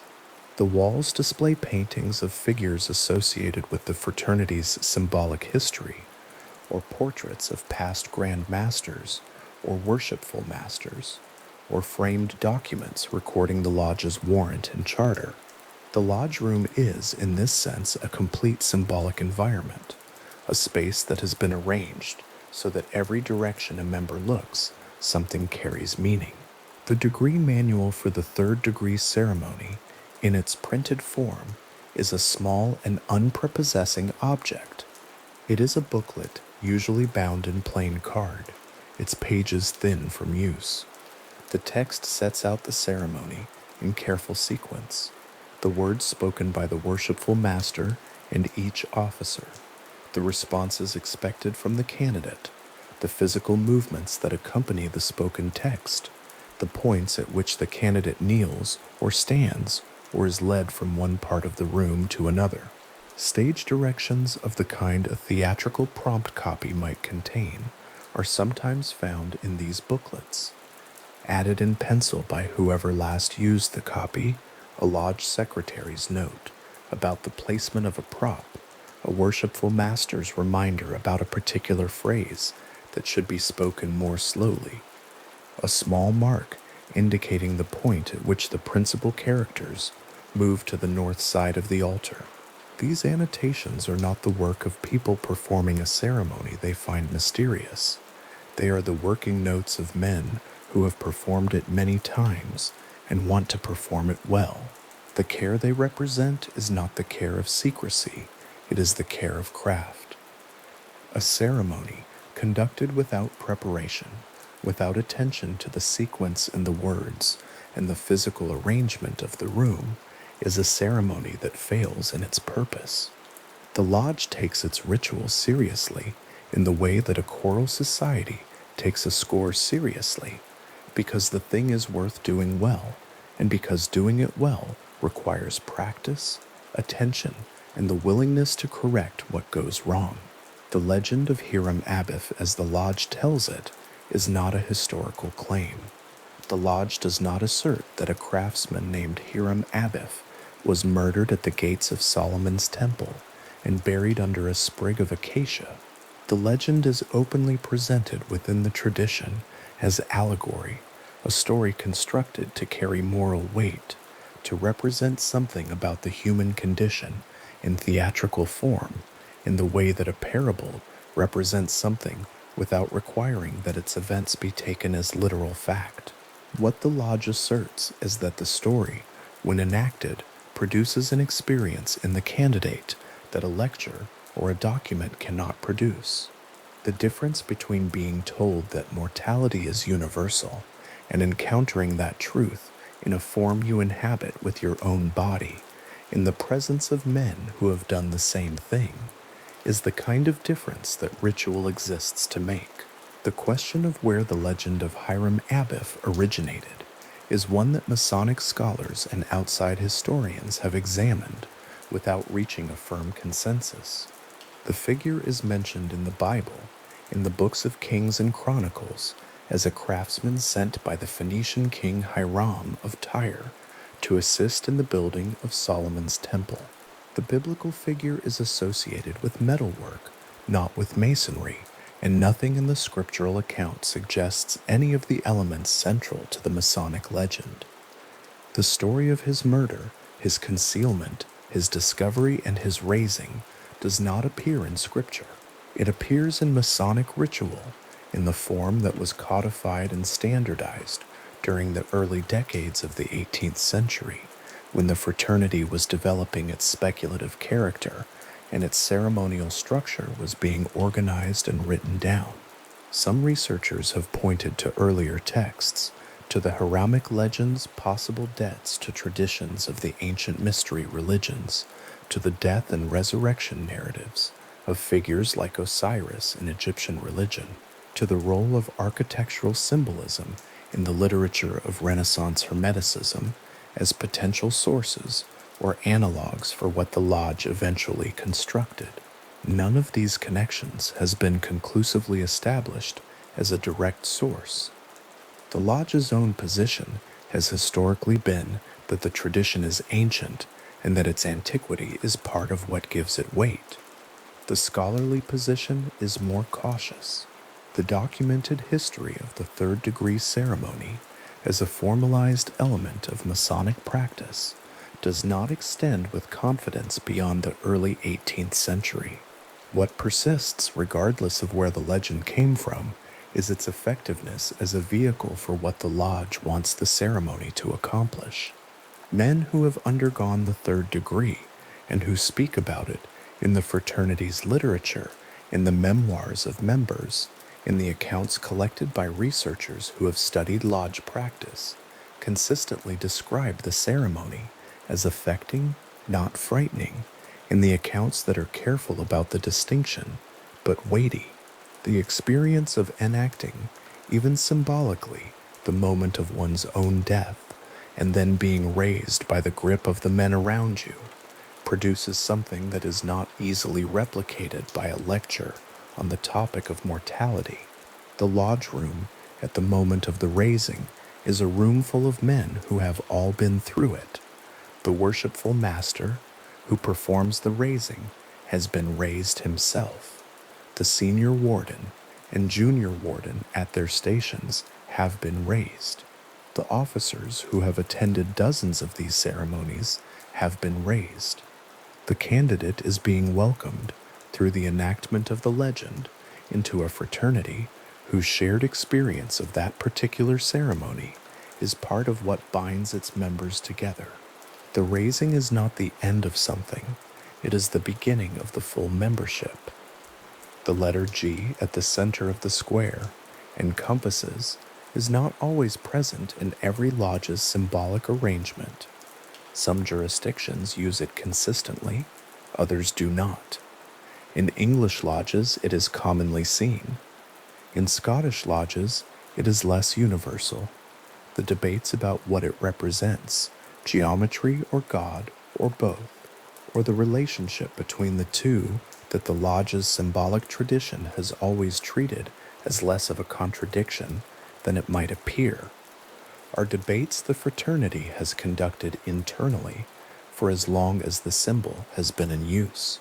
There is no official ruling from any Grand Lodge that settles the question definitively. The symbol holds both meanings, and the lodge proceeds. The volume of the sacred law on the altar is not merely a symbolic presence, it is a functional part of the lodge's procedure.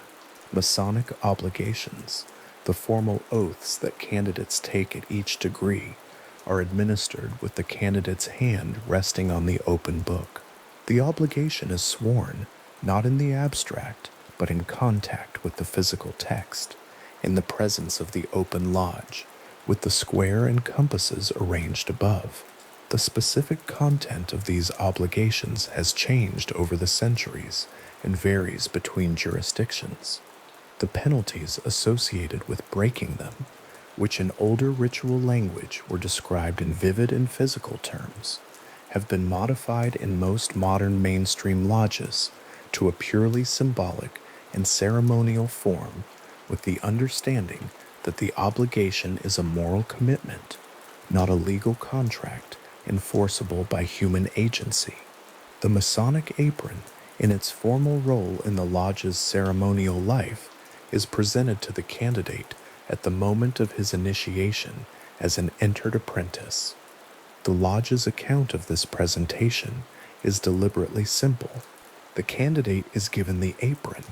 He is told what it represents. He is told that it is more ancient than the great orders of European chivalry.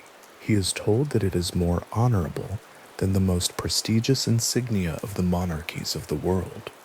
And he is told that it is his, the first thing he has received in the lodge, the foundation on which the rest of his lodge experience will be built. This is not the kind of speech that calls attention to itself. It is quiet. It is meant to be felt rather than analyzed. The lodge's ritual language has a specific sound that is distinct from ordinary speech and from the elevated diction of formal legal or religious writing. It is not archaic in the way that some liturgical language is archaic. It does not use thee and thou consistently, or demand that the listener process genuine grammatical archaism. It is formal, elevated, paced differently from conversational speech, and organized around repetition in a way that gives it a quality closer to music than to prose.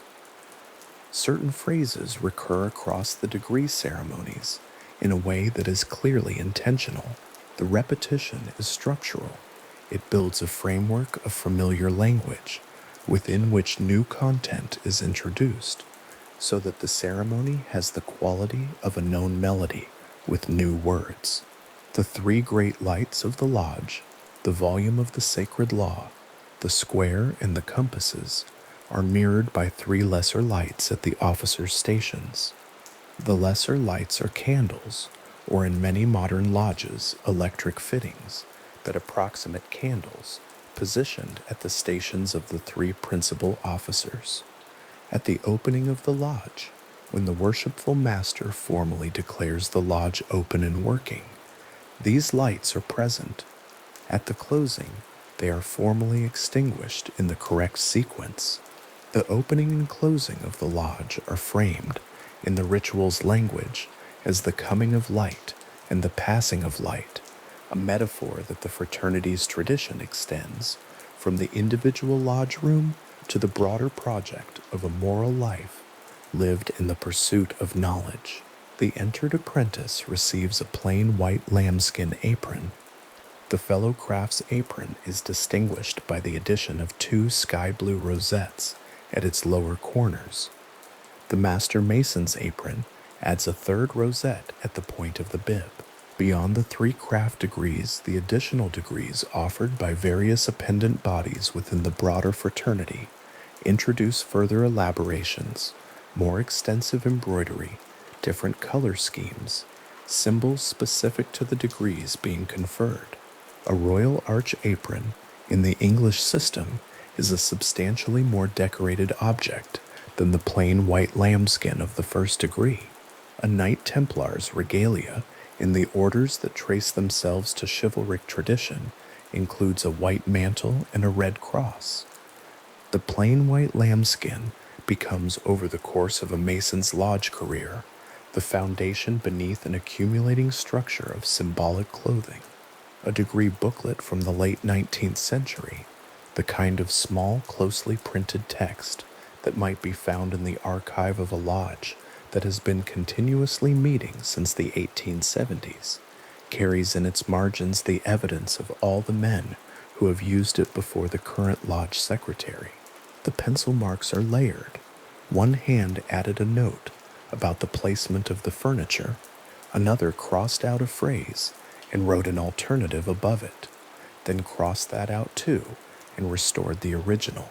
A A third hand wrote a single word at the top of a page, a name, presumably, the name of a candidate, written at the moment of preparation for a ceremony that took place sometime in the decades after the booklet was printed. The name is legible. The candidate it records has been dead for many years. The booklet is still in use. The lodge's commitment to the precise and careful performance of its ritual is a form of fidelity to something. The fraternity does not perform the ceremony of Hiram Abiff because it is efficient or because it conveys information that could not be conveyed by other means. It performs the ceremony because the ceremony is what the lodge has to offer, not the information it contains, not the historical claims it might or might not be making, but the experience of being in a room where the same sequence of words and gestures and symbolic actions that have been performed for generations is being performed again, with care, in the company of men who take it seriously. This is what the lodge room, in the particular quality of its silence at the moment before the ceremony begins, actually holds. The open book on the altar is not waiting to be read. The square and compasses arranged upon it are not waiting to measure anything. The candles at the officers' stations are not waiting to illuminate a text. Everything is already in place. The room holds in its stillness the accumulated weight of every ceremony that has been performed in it, every degree, every obligation, every raising, every installation, every opening and closing of the lodge across the years and decades of its operation. None of that is visible. It is simply present, the way that presence accumulates in rooms where the same serious thing has been done many times.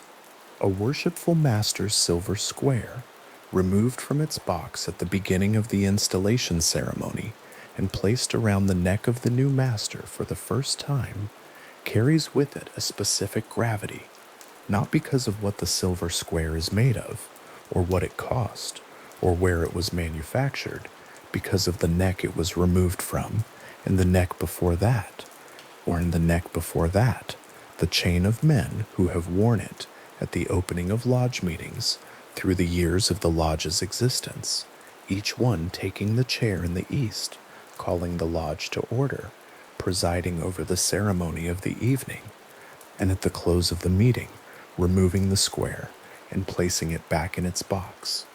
The box is wooden, lined with velvet, and sits on a shelf in the lodge anteroom between meetings.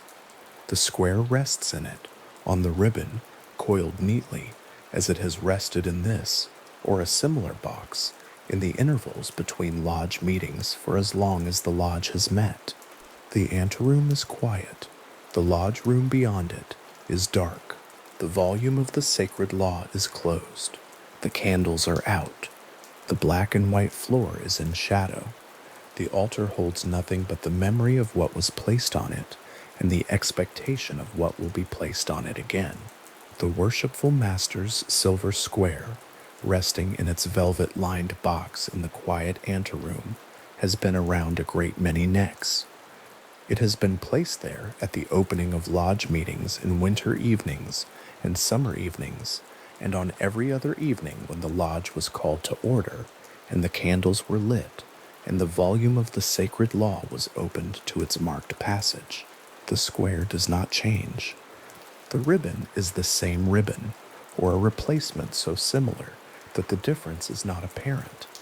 The velvet in the box has perhaps been renewed once or twice in the course of a century. The square itself carries the tarnish of age at its corners, the particular dull silver of a metal object that has been handled often and with care, that has never been polished aggressively because it has never needed to be, that has simply passed from hand to hand down the years of the lodge's life, doing the same small ceremonial work each time, opening each meeting with the same quiet gravity, closing each meeting with the same return to the box, the lid settled gently over it, the anteroom dark, the lodge at rest. In a glass case in Alexandria, Virginia, there rests a silver trowel.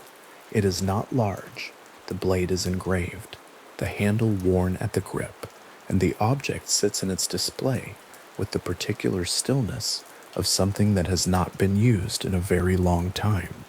On September 18th, 1793, George Washington carried this trowel to the site of the United States Capitol, laid a cornerstone into the earth of a city that did not yet fully exist, and performed the ceremony wearing a Masonic apron and the regalia of his lodge.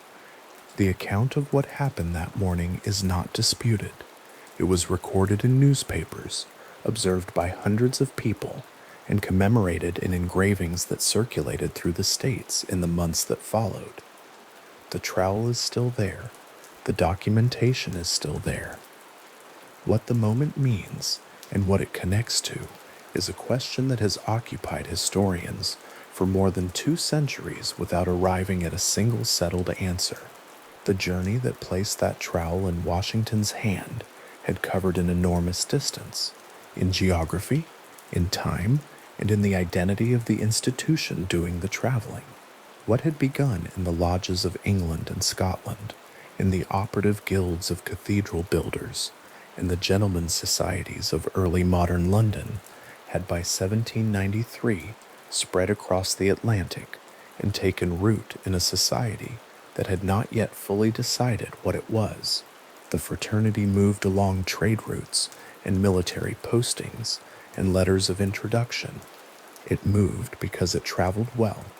It carried with it a portable social world, a set of recognized symbols and recognized obligations, a way of establishing trust between strangers in unfamiliar cities and unfamiliar continents.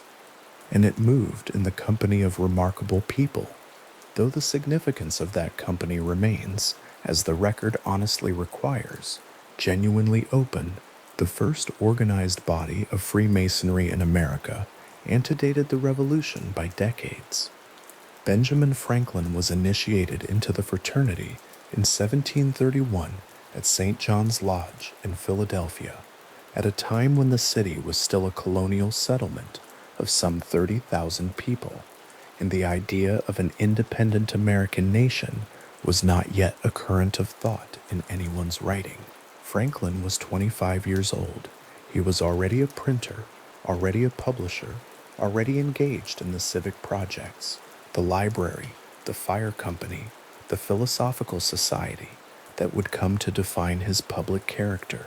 His initiation at St. John's Lodge was one event among many in a life already crowded with associations and projects and societies of various kinds. But it was not a passing affiliation. 3 years after his initiation, in 1734, he served as Grand Master of Pennsylvania, the highest administrative office in the colony's fraternal hierarchy. That same year, he produced the first Masonic book printed in the Americas, an edition of Anderson's Constitutions, the foundational document of the Grand Lodge tradition, set in type at his own press and distributed to lodges across the colonies. The book exists, copies survive. It is possible to hold one and read the pages Franklin printed nearly 3 centuries ago. What the Constitutions contained was a set of rules, a history, partly legendary, partly documentary, and a vision of the fraternity as a society capable of admitting men of different religious backgrounds under the single shared obligation of belief in a supreme being. This was, in the context of 1734, a genuinely broad accommodation. The lodges that formed in the American colonies drew from Anglican and Presbyterian and Quaker and Dutch Reformed communities, from merchants and lawyers and planters and artisans, from men whose other associations would not always have placed them in the same room. The lodge provided a space defined by its own internal rules, its own hierarchy, its own particular form of ordered ceremony, and what went on inside it was by convention not discussed outside. That combination, the mixed membership, the private proceedings, the portable ritual, made the fraternity well suited to a colonial society in which the boundaries between communities were still being negotiated. George Washington's initiation came 21 years after Franklin's. He was received at Fredericksburg Lodge No. 4 in Virginia on November 4th, 1752, a year before he turned 21. The lodge's records of the event survive. Washington's association with the fraternity continued for the rest of his life, though the historical record also shows that his lodge attendance in the years between his initiation and his presidency was irregular. He was, for long stretches, elsewhere, occupied with other things. The Capitol Cornerstone ceremony in 1793 was not a covert act or a private observance. It was conducted in public, in full view of a large crowd, with Washington's Masonic regalia worn openly and his Masonic identity acknowledged in the proceedings. The Alexandria Gazette described the ceremony. The Masonic apron Washington wore that day, made in France and presented to him by the Marquis de Lafayette, is preserved at the George Washington Masonic National Memorial in Alexandria, not far from where the silver trowel sits in its case. Lafayette's name connects the American story to the French one, and the French story runs on a different track. The Grand Orient de France was established in 1773 as the primary governing body for French Freemasonry, nearly 60 years after the founding of the Premier Grand Lodge in London. By the time the Grand Orient was organized, lodges had been operating in France for several decades already, and their membership had taken on a distinctly different character from the English model. French lodges in the mid-18th century drew heavily from the educated professional classes: lawyers, physicians, military officers, philosophes, and the culture of lodge meetings intersected with the broader culture of salons and academies and learned societies that defined Parisian intellectual life in the decades before the Revolution. The precise nature of that intersection remains debated among historians.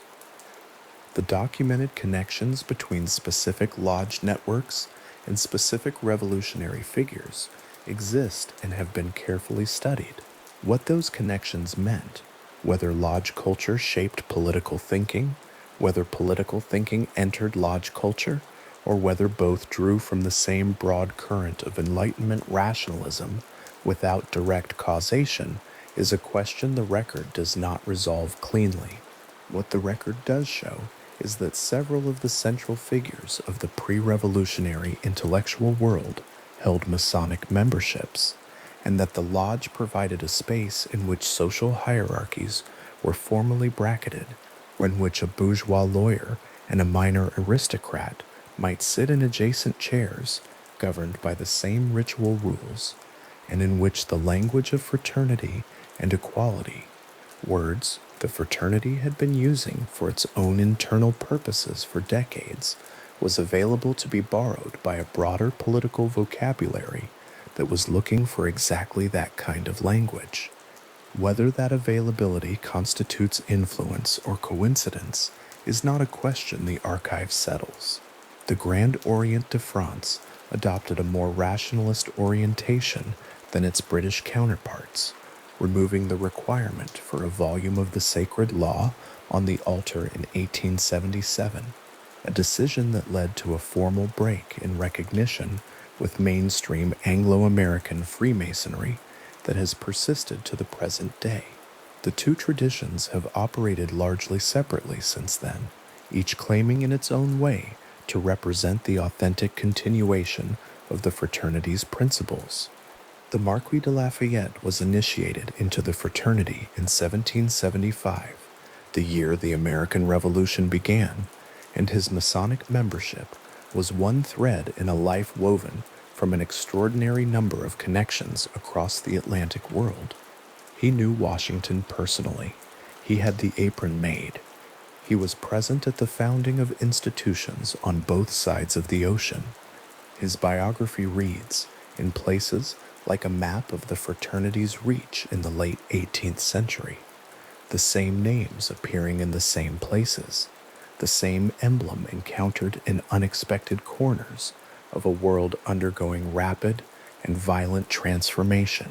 Whether that emblem meant to its wearers what historians have since made of it is a different question, and probably not one that can be answered from the outside.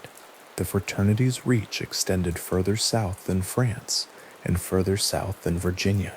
Simón Bolívar, the Venezuelan-born military leader who would come to be known across the American continent as El Libertador, was initiated into Freemasonry in Cadiz in 1803. He was 19 years old and living in Spain more than a decade before the campaigns that would reshape South America. The initiation in Cadiz placed him inside a European fraternal network at a moment when he was still forming the political and philosophical commitments that would drive his later career. The record of his initiation survives. His continued engagement with Masonic Lodge culture in the years that followed, including associations with lodges in Europe and later in the Americas, is documented across multiple sources, though historians differ on the weight to assign those associations in explaining his political thought and his methods of organization. What the record shows more broadly is that the independence movements of the early 19th century in Latin America were organized in part through networks whose composition overlapped significantly with Masonic membership lists. This overlap is a documented fact. Lodges spread throughout Latin America during the late 18th and early 19th centuries, moving along the same routes as commercial networks and military postings, and the correspondence of educated men who were reading the same books and drawing from the same wells of Enlightenment political philosophy. The lodge offered to those men what it had always offered: a portable, recognized social world with its own internal legitimacy, a space in which connections could be made and maintained across distance and difference. Whether that offering made it a vehicle for political organization or simply a place where politically minded men happened to gather is not something the archive resolves with finality. Several leading figures of the South American independence movements held documented Masonic memberships. The campaigns they led reshaped a continent. The relationship between those two facts remains genuinely open. The thread that runs from London in 1717 to Edinburgh in 1736 to Philadelphia in 1731 to Cadiz in 1803 is long, and it crosses a great deal of varied ground. It crosses it without becoming a single continuous explanation for the events it touches. The fraternity was present in all of these places. It was present among people doing consequential things. That presence is documented, studied, and real. What it meant in each location and moment is something that historians continue to examine without arriving at a single agreed conclusion, and the record as it stands is honest enough to hold that inconclusiveness rather than resolve it artificially. The Grand Lodge of Scotland had been formally constituted in Edinburgh on November 30th, 1736, St. Andrew's Day, a choice of date that was not accidental. The ceremony placed William St. Clare of Rosslyn in the chair as the first Grand Master, consolidating under a single governing body a fraternity that had been operating through independent Scottish lodges for well over a century. The name Rosslyn carried its own weight even then.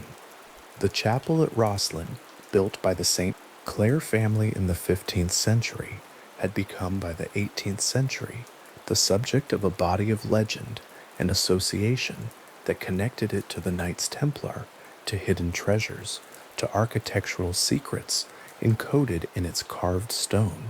Whether any of those associations were accurate is a separate question from the fact that the chapel exists, and that its carvings are genuinely elaborate and genuinely unusual. The Sinclair family's connection to Scottish Masonry ran deep. The family had long served as hereditary patrons of the Scottish Mason craft, and William St. Clair's election as first Grand Master represented a continuity of association as much as a new beginning. The Lodge of Kilwinning, meanwhile, had been asserting an independent and older lineage for as long as anyone could remember. Kilwinning, a town in Ayrshire on the western coast of Scotland, claimed a lodge history that predated Edinburgh's own, and the Kilwinning Lodge had for many years conferred the designation of Mother Lodge on itself, a title that expressed a claim to be the original source from which all Scottish Masonry had descended. The historical evidence for that specific claim is disputed, as it always has been, but the dispute itself is part of the record, and what it reveals is that Scottish Masonry had never operated as a single unified body before 1736, had never had a central authority to enforce standard practice, and had developed over the preceding century as a scattered network of largely independent lodges, each with its own traditions and its own account of its own origins. The formal Constitution of 1736 organized that network without entirely resolving its internal disagreements. The Lodge of Kilwinning continued to maintain its own position, and the question of precedence between Edinburgh and Ayrshire remained a live point of lodge politics for many years after the Grand Lodge was formed. The founding charter of the Grand Lodge of Scotland is a document of the kind that accumulates meaning with age, a piece of paper that meant one thing to the men who signed it and has come to mean something different to the institution that has maintained and displayed it across nearly 3 centuries. The same is true of the founding documents of lodges across the world, the charters and warrants and minute books that authorized new lodges to meet and confer degrees in cities and towns and frontier settlements far from the bodies that issued them. A lodge charter from the 18th century, heavy paper folded in thirds, bearing a wax seal and a list of founding members' names in copperplate script, was both a legal document and an act of transmission.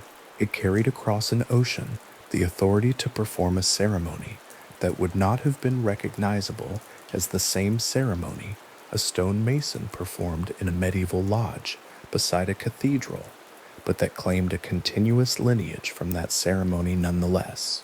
The charter was the object that made that claim physical and portable. The spread of lodges through the American colonies in the decades before the Revolution was rapid and geographically wide.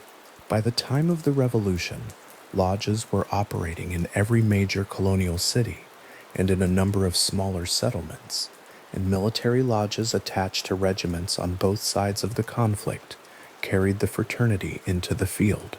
There is documentation of Masonic meetings conducted in military encampments during the war, and there is documentation of Masonic recognition being extended across the lines between opposing forces on specific occasions, gestures made between men who shared a fraternal obligation and found that obligation operating alongside, rather than being canceled by, the fact of the war. These episodes are documented, occasional, and probably should not be assembled into a general theory of the Revolution. They are simply part of the record of what the fraternity was doing during a period of violent social transformation, and what the record shows is that it was doing what it had always done, maintaining its forms and its recognitions, adapting to the conditions it found itself in. The fraternity in France was adapting to conditions of its own. The lodges that operated in Paris in the 1770s and 1780s were meeting in a city moving toward a crisis that almost no one inside the lodges fully understood or anticipated. The historical debate about Freemasonry in the French Revolution is old and has generated a considerable body of scholarship, ranging from the claim made by counter-revolutionary writers in the years immediately after the Revolution that the fraternity had actively organized and directed the uprising, to the scholarly consensus of the late 20th and early 21st centuries, which generally treats Masonic influence on the Revolution as one factor among many, real but not determinative, present in the intellectual climate without being its cause. The claim of a Masonic conspiracy behind the Revolution was made most influentially by the Abbé Augustin Baril in his 1797 work on the causes of Jacobinism. Baril's argument was widely read and widely repeated. It was also, in its most specific claims, not supported by the documentary evidence that subsequent historians have examined. And it is presented here as what it is, a theory that shaped the public perception of the fraternity for a very long time, without resting on the kind of evidentiary foundation that would sustain it under scholarly scrutiny. What the evidence does support is this: the culture of French lodges in the pre-revolutionary decades was shaped by the same intellectual currents that shaped the salons and the academies and the philosophical pamphlet literature of the period. And that culture made certain kinds of thinking and certain kinds of association normal. The lodge was a space in which men exercised the habits of self-governance and the vocabulary of fraternal equality, and those habits and that vocabulary were available to be applied in other contexts. Whether that availability made the fraternity responsible for the revolution is not what the record shows. It shows a fraternity embedded in its historical moment, shaped by it, and shaping it in small ways, present among the people doing the consequential things, without being the explanation for why they did them. Wolfgang Amadeus Mozart was initiated into Freemasonry in Vienna in December 1784 at the Lodge zur Wohltätigkeit, Beneficence. He was 28 years old. His father Leopold was initiated shortly afterward at the same lodge, and the fraternity was a genuine part of Mozart's social life in Vienna in the mid-1780s, not a casual or marginal association. He composed music specifically for lodge use, pieces intended to be performed during lodge ceremonies, pieces whose character reflected the ceremonial register of the fraternity and its preference for a measured, ordered, emotionally temperate form of collective expression. The Magic Flute, the opera he completed in the last months of his life in 1791, is widely analyzed as containing Masonic symbolism in its imagery, in its structure of trials and initiations, in the figure of the high priest Sarastro and the brotherhood he governs, in the opposition of darkness and light that organizes the drama. The analysis is not speculative in the sense of being invented from nothing.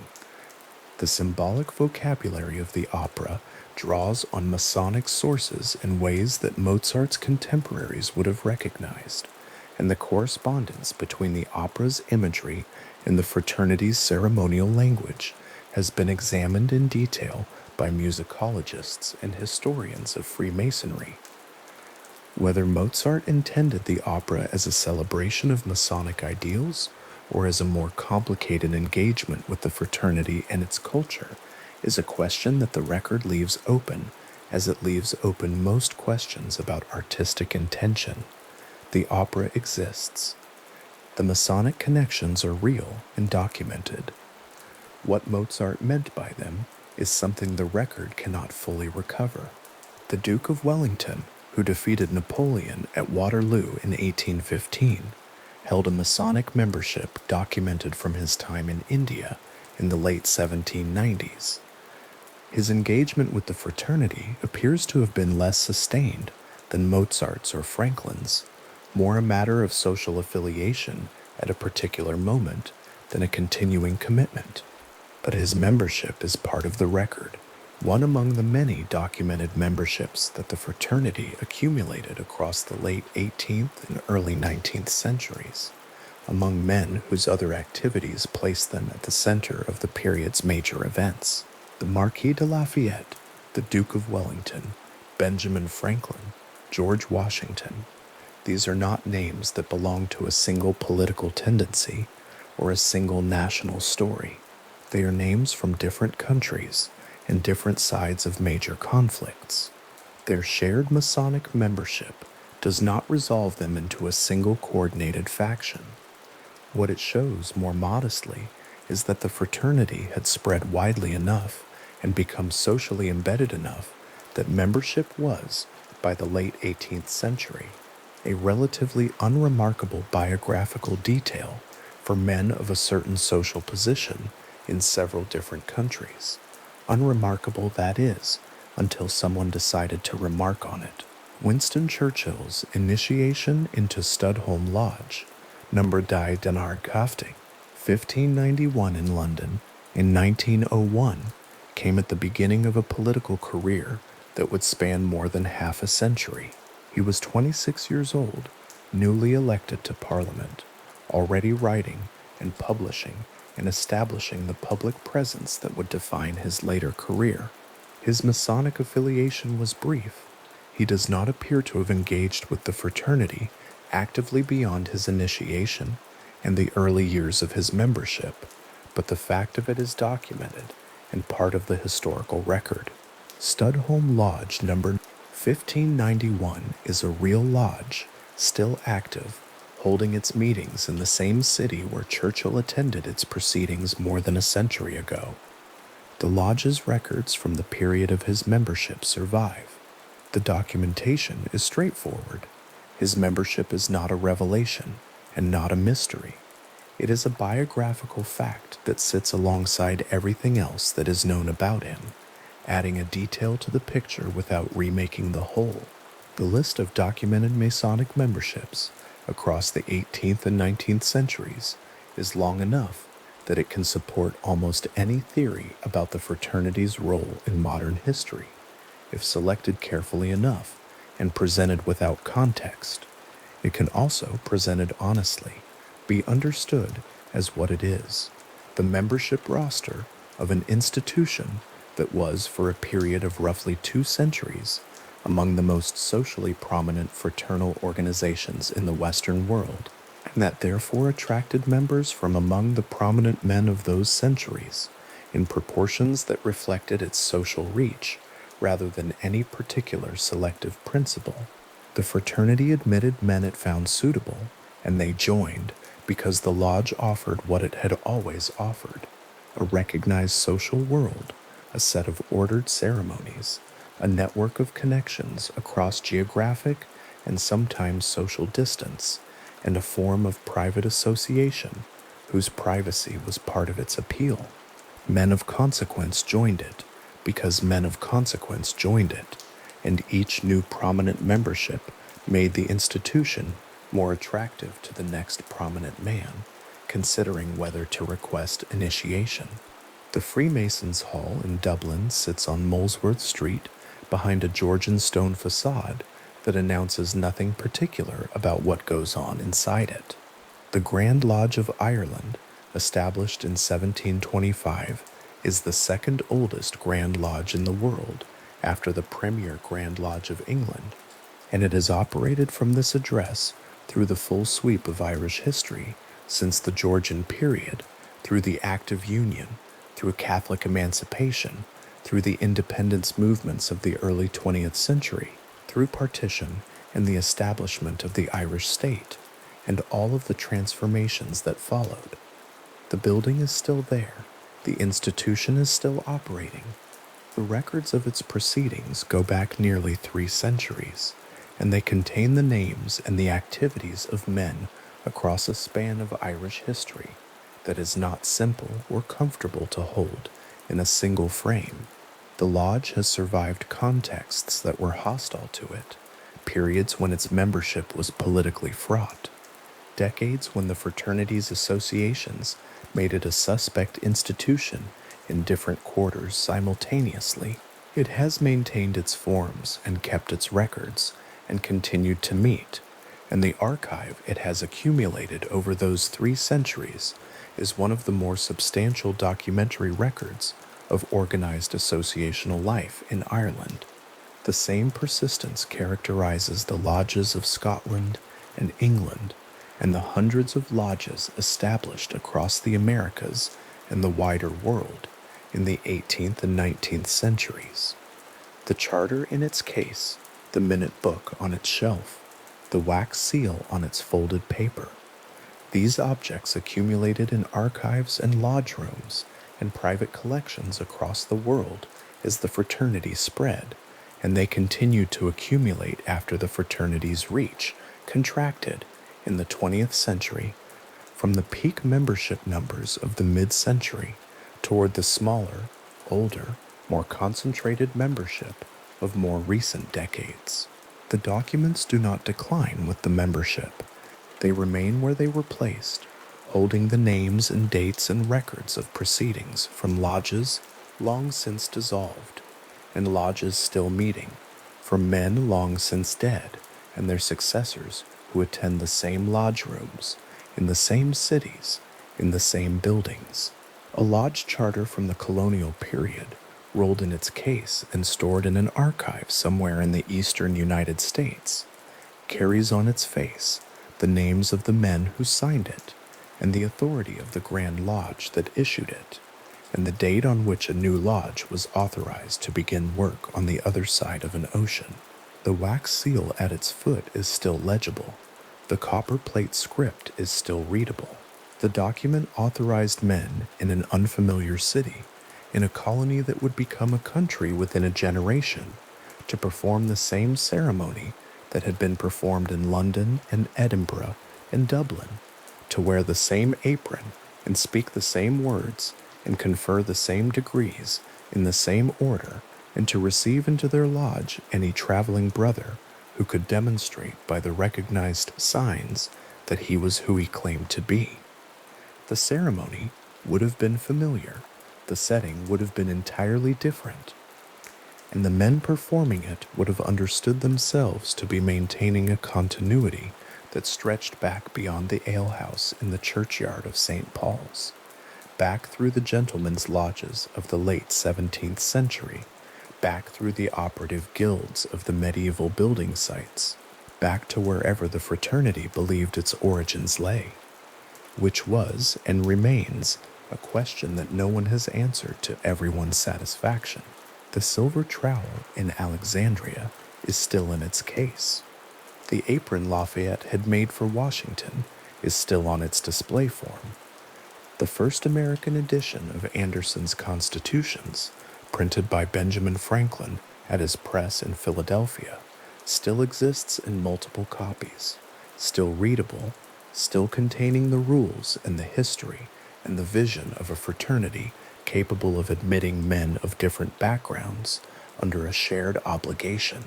The documentation of all of these things, the initiations, the ceremonies, the charters, the minute books, the lodge records from Philadelphia and Vienna and Edinburgh and Cadiz, is not hidden.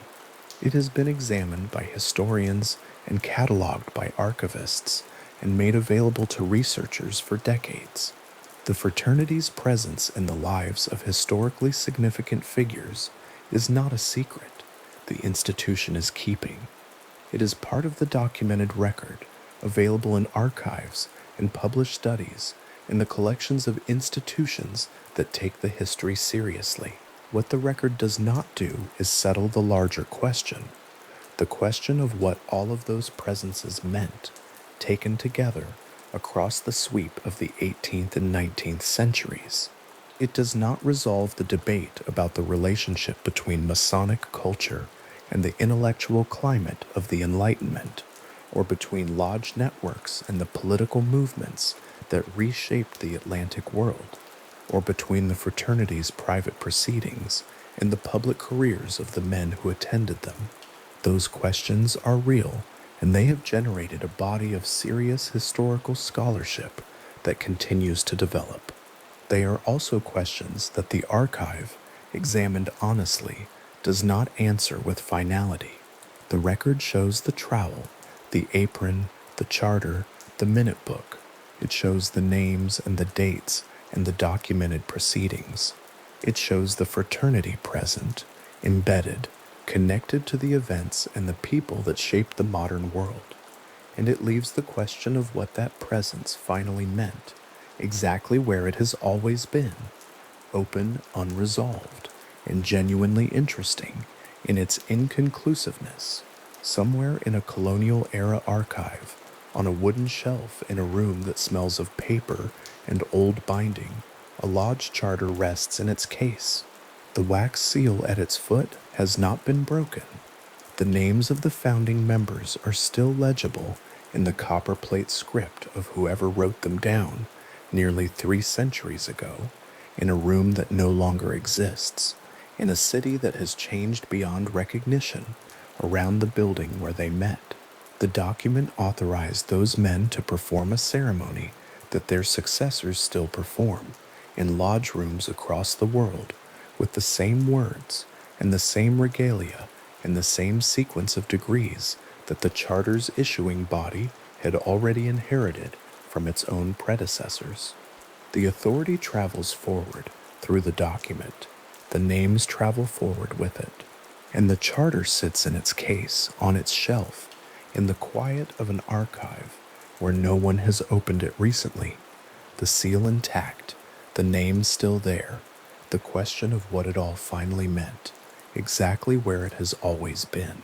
A Masonic lodge room in a German city in 1935 stood exactly as it had been left the last time the lodge met, the chairs still placed in their ceremonial arrangement, the altar cloth still smooth across the central table, the small wooden boxes on the shelves still holding aprons, folded in the particular way that lodge members had been taught to fold them. The volume of the sacred law rested closed on the altar. It had not been closed at the end of a meeting in the ordinary way. It had been closed by a man who understood, when he set it down, that it would not be opened again in that room. The government order dissolving Masonic lodges throughout Germany had been issued. The building had not yet been seized. There was a brief interval, days perhaps, in which the lodge simply existed, intact, emptied, awaiting what came next. The square and compasses were still on the wall. The minute books were still on the shelf. The most recent entries recording the ordinary proceedings of men who had not known, when they wrote those entries, that they were writing the last ones. The lodge had operated for well over a century. It ended in an administrative week. What follows from that image is documented history, and it is history that belongs in any complete account of what Freemasonry is and what has been done to it. The Nazi regime did not treat Freemasonry as a harmless fraternity of aging professionals performing ceremonial rituals in rented rooms. The regime treated it as a threat, ideologically, organizationally, in ways the regime considered serious enough to require systematic action. Beginning with Hitler's appointment as Chancellor in 1933, Masonic lodges across Germany were placed under increasing administrative and legal pressure. By the end of 1935, the dissolution was effectively complete. The lodges were ordered to disband. The Gestapo and the SS moved through the disbanded lodges methodically. Regalia was seized. Archives were taken.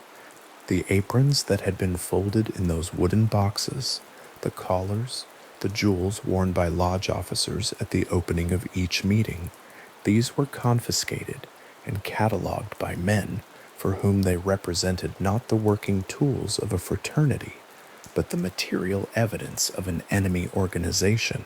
Some of the seized objects ended up in the collections the regime assembled on what it considered dangerous secret societies. Some of the documents were studied by analysts assigned to understand what the lodges had been doing and who had been doing it. The records were thorough. The regime had a particular relationship with documentation. In the concentration camps, prisoners identified as Freemasons were assigned a marker. An inverted red triangle, cut from rough fabric, was sewn onto the prison uniform. The inverted triangle is a small thing to look at, a few square centimeters of material, its color now faded in the examples that survive in museum cases. But it was a classification, and in the camp system, a classification was a fate.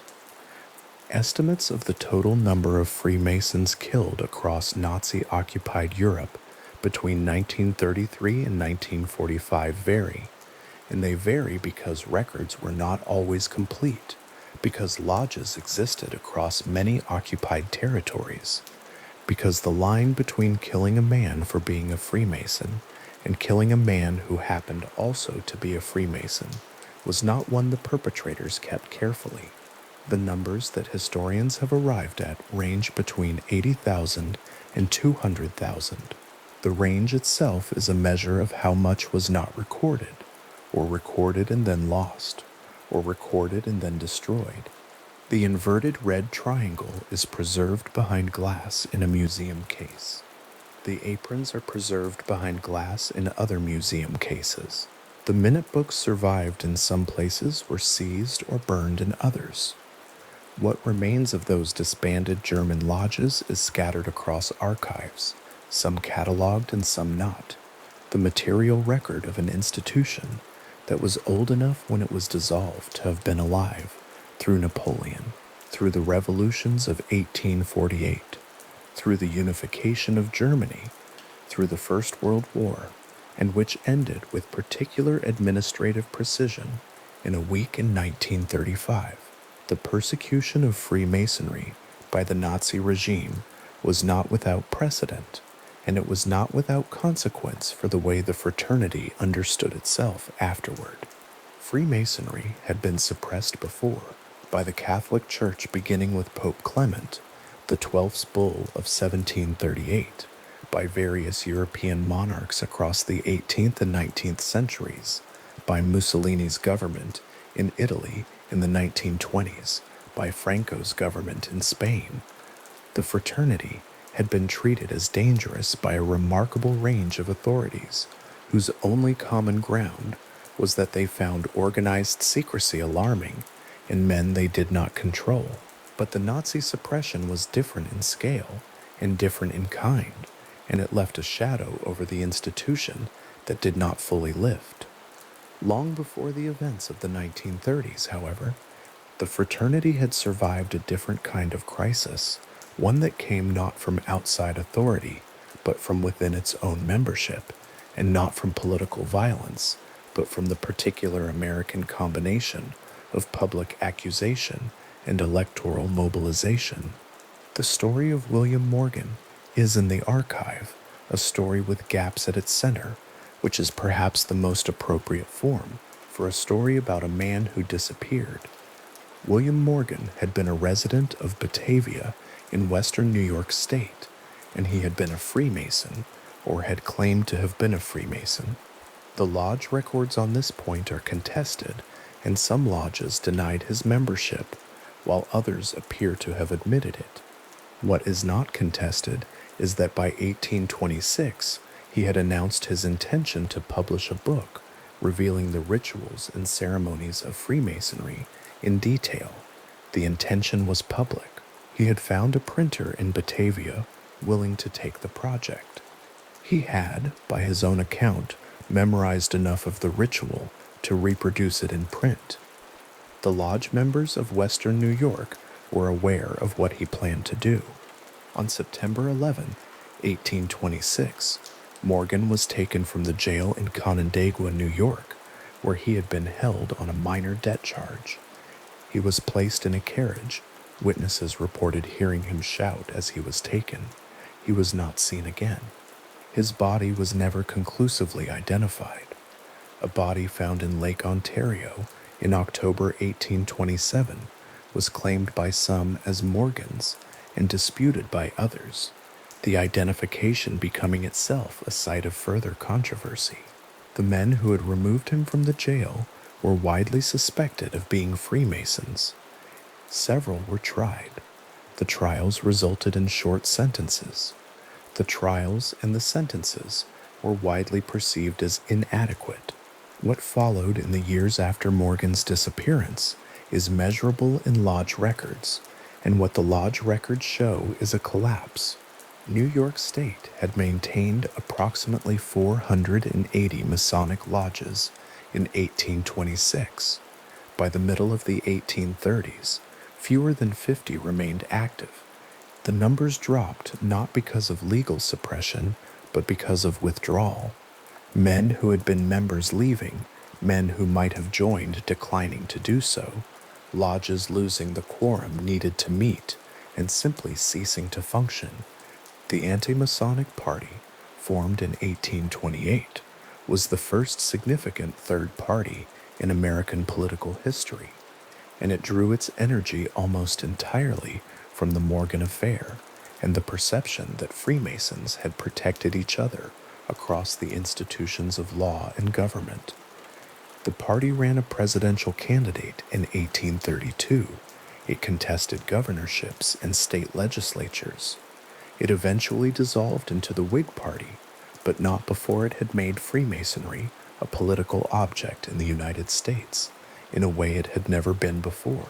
The Morgan affair did not destroy American Freemasonry.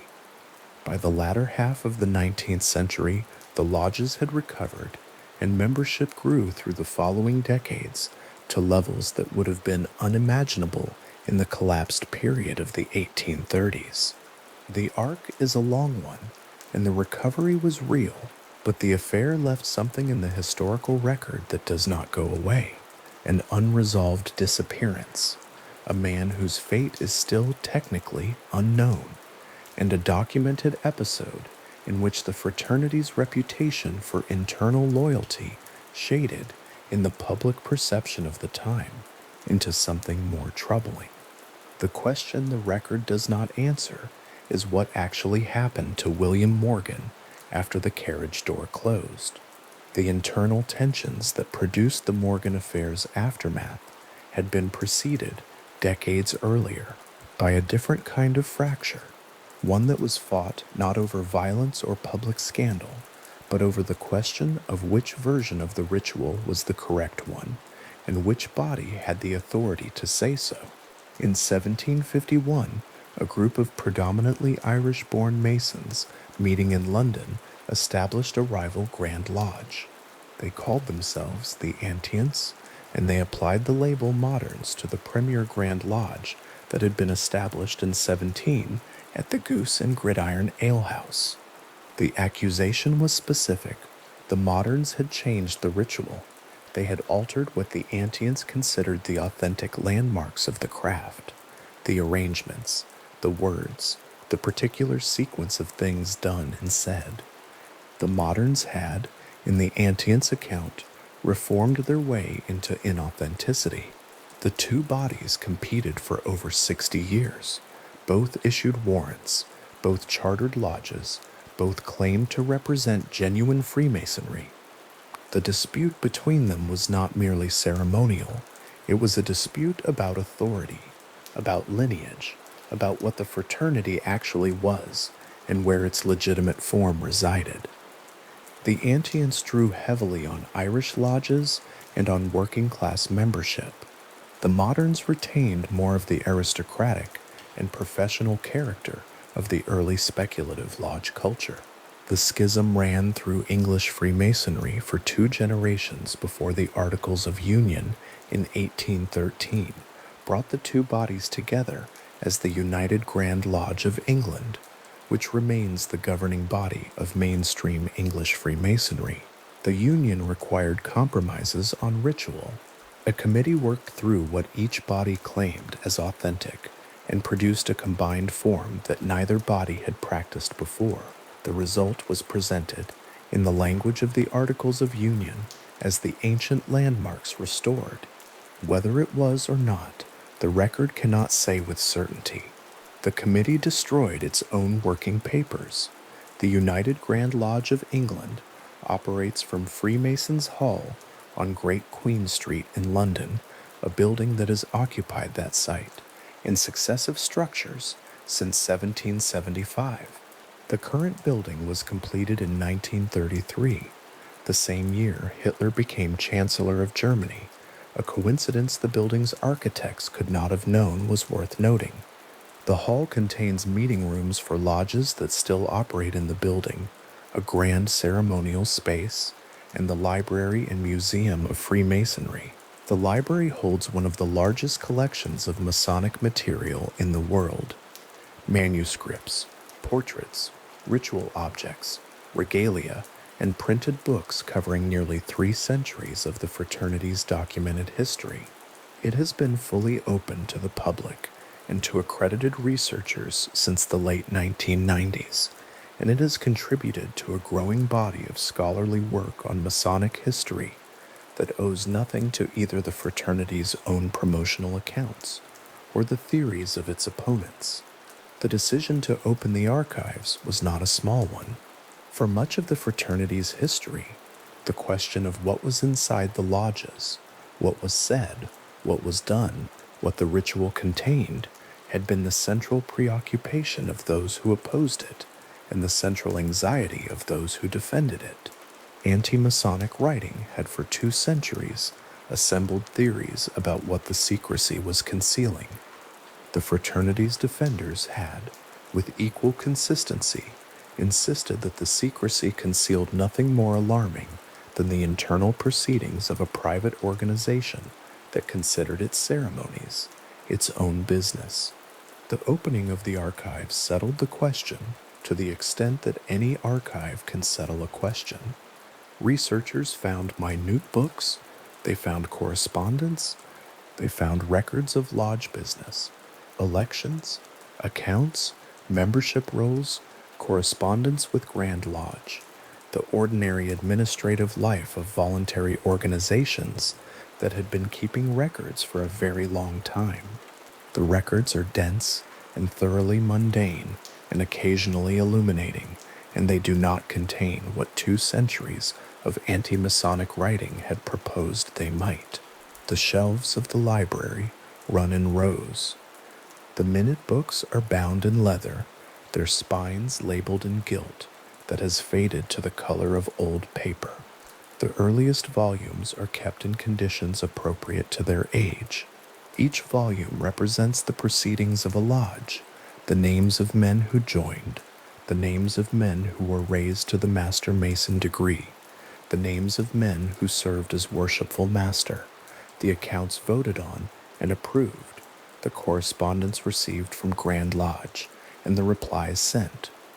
These are the records of men who are long dead, in lodges that in some cases are still meeting and in others dissolved long ago, and they carry the weight of ordinary institutional life across an extraordinary span of time. A researcher pulling one of those volumes from the shelf in the reading room holds in their hands the specific gravity of a documented world. The ink is real. The names are real. The meetings were held in real rooms by real men who had reasons of their own for being there, some of them drawn by the ritual, some by the fellowship, some by the professional connections the lodge reliably provided, some by habit, some by inheritance from fathers and grandfathers who had been members before them. The records do not explain motivation, they record presence. The same names appear year after year in the minutes of a lodge that met regularly through decades, through wars, through economic collapse, through everything that was happening in the world outside the lodge room, and then the name stops appearing, and a new name takes its place. The fraternity's membership in England reached what the United Grand Lodge records as a peak of approximately 750,000 in the 1950s. The lodges that had survived the war, that had in some cases suspended their meetings during the Blitz and then resumed, filled again in the post-war decades with men who had served together and returned to civilian life, seeking the kind of structured fellowship the lodge had always provided. The post-war membership surge was real, and it was followed across the following decades by a decline that has also been real and that has continued. By the 2010s, the United Grand Lodge of England's membership had fallen to an estimated 200,000 to 250,000. The decline happened across the same decades in which civic organizations of many kinds, service clubs, fraternal orders, church membership, union membership, experienced similar contractions. Demographic analysis commissioned by several American state Grand Lodges in the 2010s found that the average age of American Freemasons had risen to over 60 years. The analysis identified the aging of the membership base as the primary structural challenge to the fraternity's long-term sustainability. The same analysis noted that the fraternity had survived previous periods of contraction, the Morgan Affair's collapse in the 1830s, the disruptions of 2 world wars, the specific devastation of the Nazi suppression in occupied Europe, and that each previous contraction had been followed by recovery. Whether the current decline follows the same pattern is a question the record cannot yet answer, because the record is still being written. There is a Masonic lodge building on a quiet street in a small town in the American Midwest, a modest brick structure. Its proportions those of a civic building that was constructed with modest ambition and has been maintained with modest resources. The square and compasses are carved in stone above the door, the carving executed sometime in the early 20th century by a mason whose name is probably in the lodge minutes from that year. The windows are dark on most evenings now. The lodge inside is still technically active. Its membership at last count numbered fewer than a dozen men, the youngest of whom is in his late 50s. They meet on the appointed nights, and they perform the ceremony, and they maintain the records, and they pay the dues that keep the building standing and the charter valid. The square and compasses above the door are the same emblem that was carved above lodge doors across the country in the same decade, in towns that had enough members then to fill the room. Some of those buildings have been sold and converted. Some are community centers now, some are empty. This one is still a lodge. What happens inside a lodge room when the membership has aged to this point, and the building requires maintenance, and the new members who might have come did not come? This is not a crisis the fraternity has not encountered before. The minutes of dissolved lodges in the Library and Museum of Freemasonry in London record the moment, sometimes explicitly and sometimes only by inference, when a lodge ceased to be able to meet. A final entry, sometimes noting the formal surrender of the warrant, sometimes simply stopping. A lodge that had met for 70 years, or 120 years, recording its last meeting. The minute book closing, the warrant returning to Grand Lodge. There are sealed archival boxes in the reading room at Freemasons Hall that contain correspondence and records from dissolved lodges of the 19th century, their contents uncatalogued, their labels indicating only the provenance and the period. The boxes sit on wooden shelves in the quiet of the reading room, waiting for a researcher who has not yet arrived to find them on the shelf and sign out the request form and carry the box to a reading table and open it for the first time in decades.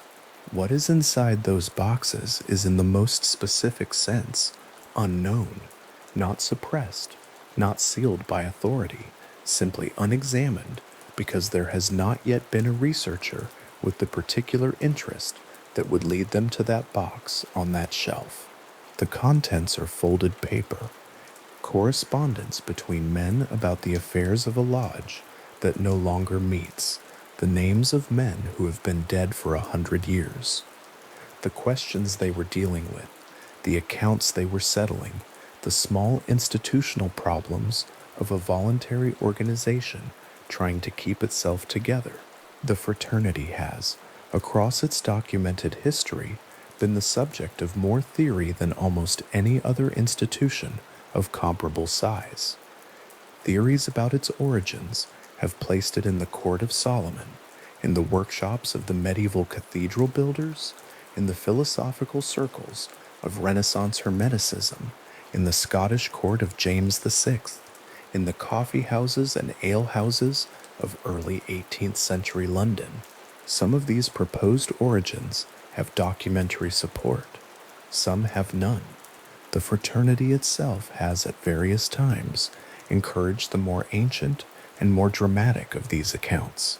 The connection to Solomon's temple is built into the third-degree ritual, which is not a historical claim, but an allegory, and the distinction between these two things has not always been clearly maintained by the fraternity or by its critics.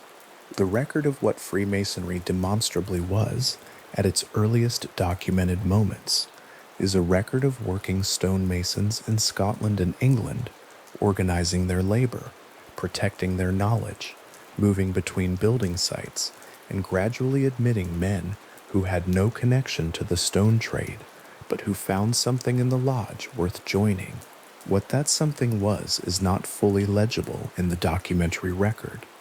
Men do not always record in the minutes of organizations why they wanted to belong. The names are there, the degrees conferred are noted, the dues paid are recorded. The reasons remain private, as reasons generally do. The anti-Masonic reading of those reasons has always tended toward the self-interested. Men joined for connections, for business advantage, for the protection of a brotherhood that would help them and hinder their enemies. There is probably truth in this for some members in some periods. The Masonic reading of those reasons has always tended toward the aspirational. Men joined to be part of something concerned with moral improvement, with the cultivation of virtue, with the old craft ideal of building something worth building. There is probably truth in this as well for other members in other periods. Most organizations contain both motivations, mixed in proportions that vary by person and by period, and there is no particular reason to think a fraternity is different. The schism between the ancients and the moderns, resolved in 1813 by the Articles of Union, was at one level a dispute about ritual correctness. At another level, it was a dispute about ownership, about which body of men had the right to say what Freemasonry was. The Grand Orient de France's decision in 1877 to remove the requirement for a volume of the sacred law on the lodge altar was, at one level, a decision about religious inclusivity. At another level, it was a decision about what kind of institution Freemasonry was intended to be, whether it was grounded in a particular theological commitment or in a broader philosophical framework that did not require one. The formal break in recognition between the United Grand Lodge of England and the Grand Orient de France that followed that decision has never been fully repaired. Two bodies that call themselves Masonic have for nearly a century and a half declined to recognize each other as legitimate, each holding to its own account of what the fraternity requires. The question of what Freemasonry is, whether it is a philosophical society, a religious organization, a professional network, a mutual aid society, a ceremonial fraternity, a charitable organization, or some combination of all of these in proportions that have shifted across 3 centuries, is one that the fraternity itself has answered differently in different periods and different national contexts. The United Grand Lodge of England describes Freemasonry as a peculiar system of morality, veiled in allegory and illustrated by symbols. This description has been in use for a long time.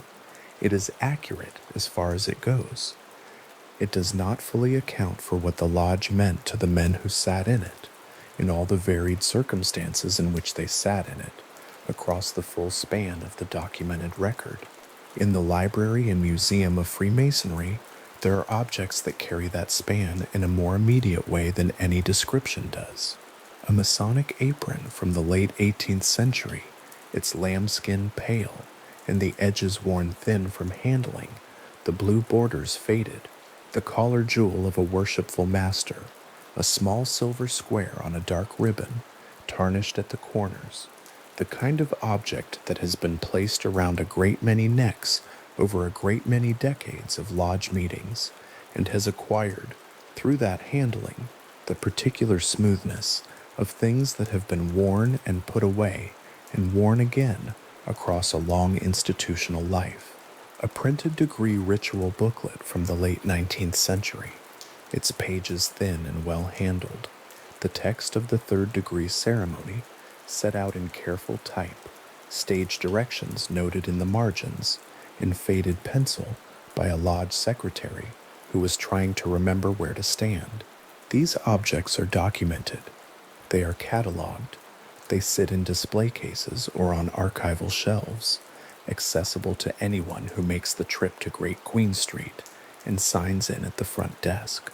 The lodge they came from may still be meeting. The lodge they came from may have dissolved decades ago, its warrant surrendered, its members dispersed, its room rented out for other purposes. The objects remain. They outlast the particular men who wore them and the particular lodges that held them, and they end up eventually in the archive, which is where most things end up if they survive long enough and someone thinks to keep them. The sealed archival box sits on its shelf in the reading room. Its label marks it as correspondence from a dissolved 19th century lodge. The box has been on that shelf, in that room, through the years in which Masonic membership peaked and then declined, through the years in which researchers began arriving to study the collection, through the years in which the library became publicly accessible, and the questions about what the archives contained began to receive documentary rather than theoretical answers. The researcher who will open that box has not arrived yet. The contents are intact. The folded paper inside is undisturbed.